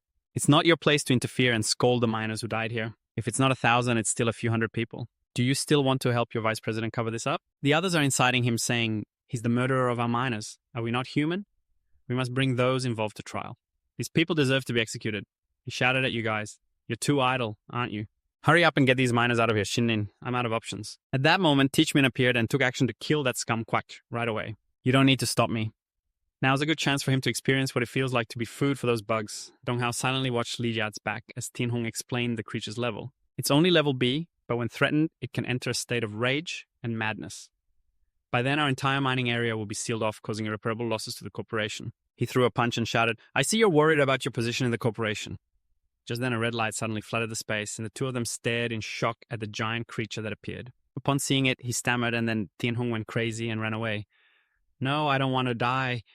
He was caught by its sharp legs, gasping for breath, tears streaming down. Chinning, save me. Dong Hao coldly refused. You living just brings more shame to the corporation. His face was devoid of warmth, pointing out that the gravity control system was in place. Dong Hao declared, You should go to hell with that thing. After that, the ground was left with only the remnants of the creature. Li Jiat walked up from behind and mocked, Why did the creature suddenly charge out? Luckily, Shinnin wasn't hurt. Otherwise, it would be a huge mess. He realized and shouted, Did you lead the creature out? You calmly replied, I was actually helping you deal with the creature. I just didn't expect that your NG corporation has not only disobedient subordinates, but also bugs you raised that are just the same. Dong Hao angrily said, Li Jiat, in a challenging tone, what do you want to take action against me? I advise you to save your strength. The media already knows what's happening here. You should think of a way to explain, he warned Li Jiat. Sooner or later, I'll make you pay. Li Jiat's eyes lit up with arrogance as he replied, I'll be waiting for you. Kiki Tian spoke up. The 3 mining areas of the NG Corporation are in chaos due to the attacks by the alien race causing casualties and damage in many places. All the alien gates belonging to this corporation have been ordered to close, and a thorough investigation is underway. Those responsible will likely end up apologizing and compensating for the damages. Li Jiat responded, What about the blood of the god you mentioned earlier? You still haven't clarified what that is, he explained. The blood of the god only exists in the forbidden zone of the blood race. That forbidden zone is on the 3rd level, so logically, it shouldn't appear here. You're curious about the blood race? I've never heard of them before? Qin Tian explained. They are at least level S, so they are all imprisoned in the inner levels of the 3rd level of the alien prison. Of course, you've never heard of them. Li Jiat wondered, are they all at least level S? Could it be that even their newborns are level S? He continued. To be precise, the blood race isn't a single race, but a collective term for creatures that have adapted to the blood of the god, those that have come into contact with the blood of the god. Not all of them die. They can appear in perfect conditions. You become a member of the blood race because the blood of the god can activate potential, so those who survive are at least levels. You were curious, could there be blood race members who escaped from the 3rd level? He rebutted, No way, if creatures on the 3rd level escaped your world would have been destroyed long ago. Li Jiat, curious, asked, While we're talking, where are you going? Qin Tian replied, Your breeding target has arrived. What am I still doing here? Once again, you fell into confusion. The breeding target. Just then, Li Jiat looked down and saw Tuam. She happily ran over, arms wide open, calling out to Li Jiat. Her words made Li Jiat dumbfounded. I want to move in and live with you. You scratched your face and refused. That's not okay. With your dad's personality, he'll definitely kill me. She puffed her cheeks in anger and walked straight into the house. Don't mention him to me. Clearly he knows how to awaken new skills, yet he keeps it from me, not letting me get stronger. Li Jiat sat down beside her. You've always been quite strong. You're already at level B. Moreover, that day you even took down a D-class bug, right? Don't worry about comforting me. I know you used some kind of enhancement skill on me. Still, I don't have any combat skills. It's just a bit stronger than an average person. But I want to become stronger. I don't want to be a burden to you. Suddenly, Li Yat spoke up, calling her name, and Ten gently patted her head, reassuring her. You've never been a burden. She hesitated. Really? At that moment, Tiu Tuong's voice rang out. Kid, you don't need those claws anymore, right? Believe it or not, I could snap your claws right now and chop you into pieces, tossing you into the river for the fish to eat. You think you can protect the lady like that? I'll cut your pay. But your dad is really a burden, Ten said. Trust me, there's really no way to awaken skills. She shouted, Dad, you dare lie to me. I heard you talking to Uncle Hong about this. Tiu Tuong tried to explain. Sweetheart, let me explain. It's not that I'm not telling you, it's just that this is a secret that can't be revealed. She sulked. If you don't tell me, I won't go back. You think about that. He felt helpless. Can I say something? Li Jat pondered. Tan said it's a secret already. You can say that. Besides, you and General Hong discussed the secret without keeping your daughter out of it. Tiu Tuong explained that there really is a way for people to quickly level up and awaken new skills. Among those who participated in the battle against the level 25 tunnel, there had been cases of leveling up twice and awakening new skills. The research results show that it was due to prolonged exposure to high radiation levels from the level 2 tunnel. However, that was just an exceptional case. In that battle, the survival rate of those who leveled up and were forced to be exposed to radiation was less than 1%. That's why your dad doesn't want to tell you. She doubted, really wait. According to what you said, the level 2 tunnel could appear recently. Is it man-made? He replied. Uncle Hong and I also suspected it was just an experiment. What the How is doing is to open the level 2 tunnel, but the chances are slim. Even if he's crazy enough to want to level up this way, this experiment still requires a large number of people to cooperate. Are all those people crazy? Aren't they afraid of dying? At this moment, the How asked, do you think those people down there are afraid of dying? They dare to work normally under radiation. Then they probably aren't afraid, the How rebutted. No, they're afraid of dying. The reason they still work normally is that they know the radiation from the level 2 tunnel only helps them level up, not kill them. At that moment, a voice rang out. I can't take it anymore. Please give me the medicine. There's no medicine, but you continue to stay in the radiation. Then I'll die. I'm an A-class. I'm still useful. His eyes showed cruelty. But if we don't provide the medicine, even if they become S-class powerhouses, they will still die. It's just that our raw material regeneration ability is too weak. If not, we could have built a team of 5 made up entirely of those who leveled up to S-class, a force capable of sweeping the world. The sounds of reports rang out, detecting radiation levels rising to 90%, 96%, 9%. The How listened with a wicked smile. 98 plus 99 for 100. The level 2 passageway has fully opened. Everything is operating normally. He was excited. It was this feeling after so many years he was finally feeling it again. The energy in my body is increasing wildly. The others are pumped up. We did it. At that moment, a dangerous sound rang out, warning of the detection of a swarm of mutated creatures attacking. A giant foot with sharp claws appeared, a horde of ferocious beasts with glowing red eyes growling incessantly. Someone screamed in horror. It's S-class beasts, S-class beasts. The How shot a glance, shouting to calm them down. What are you afraid of? Don't forget the blood of gods flows in our veins. Why would these beasts attack us? Just then, the beastmen surged outside. Boss, if we let these beasts in, there's a high chance they'll storm into Haithan. He rebutted. Isn't that just perfect? Why let those beasts fight to the death with the people of Haithan? I can feel that under this radiation I'll soon become S-class. When that happens, I'll redefine the order of Haithan. At this moment in the dense forest, the special forces were chatting. Get your spirits up. Let me check around thoroughly to see if there's anything unusual. The captain replied, Understood. Don't worry, we patrol this area several times a day. Right now, in the dense forest, the Special Forces soldiers are chatting to boost their spirits. Let me check around thoroughly to see if there's anything unusual. The captain replied clearly, Don't worry, we've patrolled this area several times a day. That person confidently declared there was no danger at all, just as a cloud of black smoke surged out, startling them as they saw a level A beast, a tiger dragging something. Someone shouted, Beast Tribe, and everyone turned pale. It was a level A signal to notify the command headquarters that Patrol Team 6 was under attack. Meanwhile, in another location, a voice called out, Cuddle up, sweetheart, come back to your dad. But So 4 refused, not wanting to. Suddenly, Kintian reminded them that something was off. I sensed it too. She noticed your unusual attitude, so she chased after you, asking, What's wrong? You replied, Dao now is protecting Tantu Tam. You looked at the strange beast in front of you and recognized it as a level B beast. You quickly unleashed the sword strike to deal with it, then continued to use your techniques. At that moment, a gigantic strange beast appeared in the sky, coming down to assist the level B beast. Why is this creature here? You replied, Not just here, I can sense military signal flares. There was also a presence of beast tribes in the city. The command station echoed with voices, Patrol Team 6 is under attack. The military headquarters in Haitang is temporarily under siege. Patrol Teams 2, 3, 4, and even Team 8 have all been attacked. General Hong instructed everyone to wait here. The 3rd defense zone was under attack by beast tribes. Currently, most of the beast tribes were being herded outside the defensive perimeter, but 2 defense points had been breached. Troops were mobilized to reclaim the defensive structures. They discovered traces of level A beast tribes in the city center and found many signs of beast tribes. Theo Tuong was astonished. So many, where did these beasts come from? Just then, Hong Hai approached and said, "Everyone arrived just in time. Tan Theo Tuong, you will accompany me to the frontline command." He agreed. He continued, "From you return to Longmont 3. Currently, there are no beast tribes there, but due to the lack of strong defenders, I worry someone might cause trouble." M asked, "Are you going with me?" You replied, "I'm fine with whatever." Hong Hai objected, "You stay here. I have other arrangements for you." You took out an item and instructed Tan to Am, "Take it with you. In special circumstances, it might come in handy." She looked at the small, strange beast in her palm and hugged it, agreeing, "All right, but be careful." You patted her head, reassuring her, "Don't worry." Tuan waved, "I'll wait for your return." He sighed, "Youth is truly wonderful." While Tio Tuong grumbled, "Why did you get to pat my precious head? I've never even done that with my own precious one. I should drown you in a pond or bury you at sea." Hong Hai explained, "You saw it too. This beast tide is not simple. Even with heavy weapons to suppress, those of us at level S and A need to be on the front line to hold the line. You demanded, 'Speak up, General Hong, you intentionally brought me here.'" Seeing these images, I wondered what they wanted me to do. I didn't believe these matters were something a supporting character like me could handle. He coughed lightly and replied, "The beast tribes that infiltrated earlier have hidden in the military academy. I hope you can assist the soldiers there in rescuing the students." You responded, "I agree." Hong Hai questioned, "Aren't you going to ask what level those beasts are?" You calmly said, "Level A infiltrators, there might only be 1 or 2. As long as I don't encounter them all at once, I can handle it." He looked forward to it. "I'll wait for your good news." At that moment, he grew angry. "What are you stopping me for? I need to teach this kid a lesson." Tan advised, "Calm down, this is the military." Hong Hai teased, "Surely your future father-in-law isn't a match for Li Ji."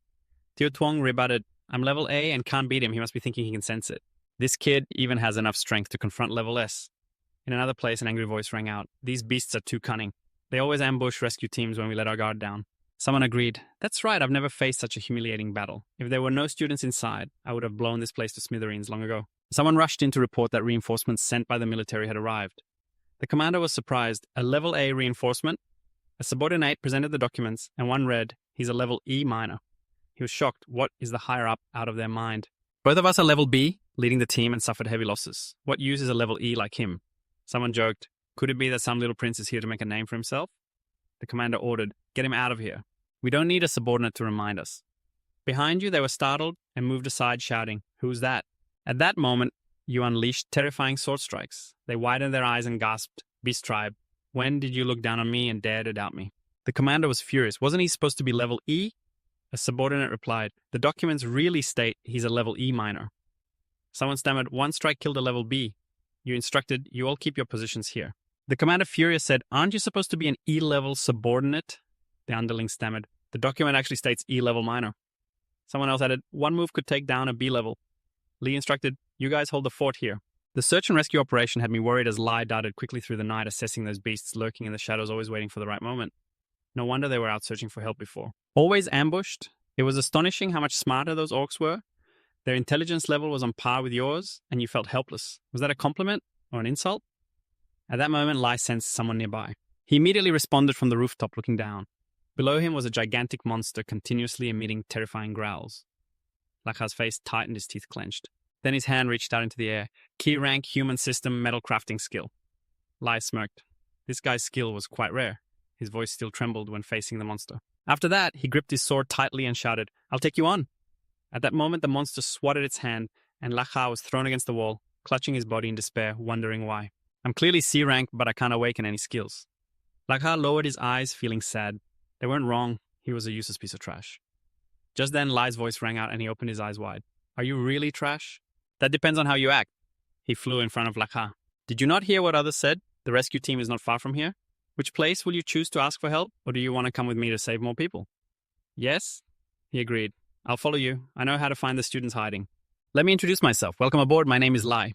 He replied, "I'm Lakha, a student from the infantry class." Inside a room, someone anxiously said, "I wonder if Lakha can find help." Go Hao said, "Do you really think that Trash can survive and find the rescue team? Who knows, it might not be long before it gets eaten." At that moment, Kiet Hin indignantly retorted, "What are you saying?" He shrugged. "Am I wrong? A C rank with useless skills volunteering to find help. Isn't that just asking for death?" He regretted not going with Lakha to find help, instead of listening to you and staying behind. Go Hao smugly replied, "The difference in strength is clear. You want to go die. The plan is for you and me to stay and protect everyone. That's the most reasonable?" Just then, Lai stepped in. "It's hard to find someone who talks so bravely about living and dying like this." He angrily swung his fist. What did you say? But before he could strike, he received a punch from Lai, sending Ngo flying, much to everyone's shock. He trembled, but still acted tough. Don't come over here. Who are you? Li replied indifferently. I'm not interested. If you keep talking, I won't bother saving anyone. Kit Hin was concerned about Lakha. As long as you're okay, that's great. Lakha replied, Fortunately, Mr. Lai treated me so I could return safely. That's great. Someone is here to save us. We're saved. Suddenly, Lai's voice turned cold. Don't misunderstand. I'm not here to save everyone. I'm here to teach you how to become real soldiers and how to find teammates to fight and break out. Ha-An spoke up. I heard the beast tribe outside is B rank, and there are quite a few of them. Kiet Hin added. That's right. Even real soldiers can't handle it. Lai was extremely angry. You are students of the military academy, soldiers, not civilians. Sooner or later, you will have to go to the battlefield. At that time, can you abandon your teammates and hide in the trenches waiting for rescue? What you need to do now is to join me in finding the other students to deal with the beast tribe together. I assure you, I will do my best to keep everyone safe. Use your skill to turn this sword into arrows and a blast shield. Lakha immediately complied, focusing hard. Finally, he managed to forge it. 1 blast shield and 4 iron arrows. Lai continued, You two are not human evolution, right? Use a composite bow to create long-range distractions. Replace all your regular arrows with these. Only this type can deal damage to the beast tribe. You are a D-rank strength type, so you are responsible for acting as their shield. Take this dagger and attack with me.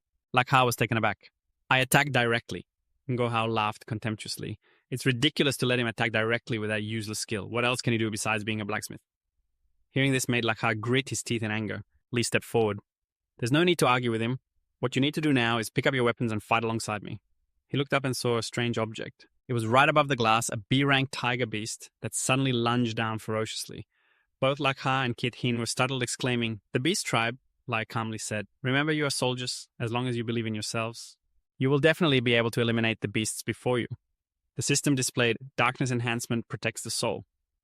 Everyone received the soul protection and their combat power and defense capabilities were enhanced. Lai instructed me to control it, letting Ha charge in to attack the tiger that was already restrained. Ha immediately seized the opportunity to rush forward. He attacked while deep in thought, pouring all his strength into the strike, yet only managed to graze its skin. The people around him also joined in shouting to shoot the tiger.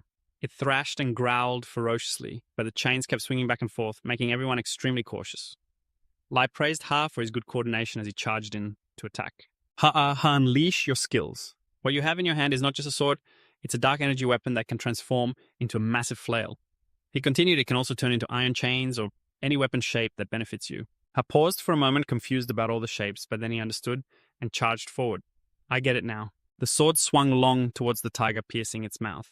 The tiger clamped down hard with its sharp teeth on the sword. Seeing this, Ha used his metal forging skill, and the sword suddenly became more flexible but still filled with internal energy. It immediately bound the tiger tightly, preventing it from moving. He quickly struck it down, causing the tiger to tumble to the ground. Lai coordinated the attack from above, and Ha joyfully exclaimed, Did we really do it? The form of the beast suddenly seemed less frightening, and everyone felt relieved. Lai continued to direct, Now it's time for us to counterattack. Everyone responded in unison. Ha looked over at Ngo Hao and asked, Aren't you really going to act with us? His face tightened with fear. If you want to die, go ahead. I'm staying here.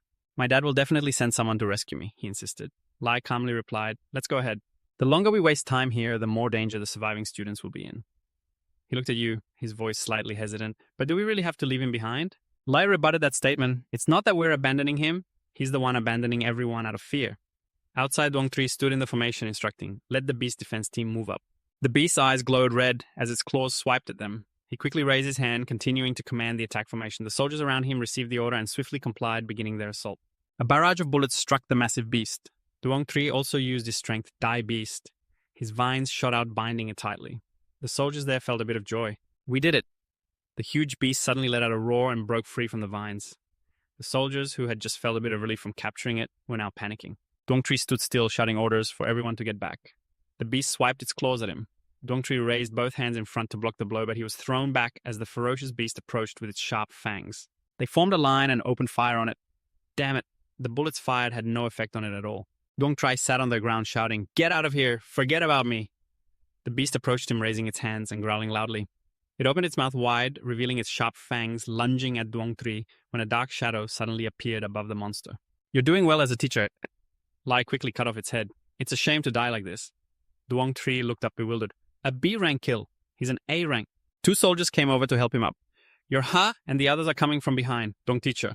This is the reason the military sent us to support you. He questioned. The military? Lai smiled gently and asked Duong teacher, "Do you know how many students are left in the military academy?" Duong Trai lowered his head, looking elsewhere as he replied, "Besides the 9 here, there are 63 students left, but right now I'm not sure." You suddenly stepped forward, grabbing his collar, criticizing, "Aren't you supposed to be with the other students?" Duong Tri's tone began to falter. "I was planning to do that. It's just that in a room, Director Ngo sat in the middle, surrounded by others who were praising him. Director Ngo was smart to send those people outside to distract the beasts so we could buy more time. Isn't this a bit too much?" Min Lam turned to scold the other person. "Isn't it too much? Why didn't you go out with them earlier?" He raised his hand to his mouth, coughed, and then spoke, cutting him off. "All right, stop arguing." Ngo Kong's tone was as if it was just the right thing to do. "I'm arranging for a team of 10 to go outside. It's also out of necessity. The goal is to protect the students in the command system like you guys." He looked up at Min Lam and continued. Ngo Kong, with a tone, as if it were just a matter of course, said, "I've arranged for a team of 10 to go out. It's unavoidable. The goal is to protect the cadets in the command system like you." He lifted his gaze to Min Lam and continued. "You all are the future champions and the hopes of the academy, and I depend on you." Hearing this, he replied with a sense of pride, "Of course, that's only natural. The headmaster is helping us like this. In the future, we will definitely repay you. A person who had been silent until now finally spoke up. We will remember this." Ngo Hong patted Min Lam on the shoulder, praising him wholeheartedly. "It's good to have a heart. It's good to have a heart." Suddenly, the door to the room burst open, making all of them gather together. "So you want to send 60 students divided into 6 teams to sacrifice themselves just to protect these cowardly beasts who fear death?" Lee walked in from outside and continued to ask, "Are you waiting for them to visit and get rich before repaying your kindness?"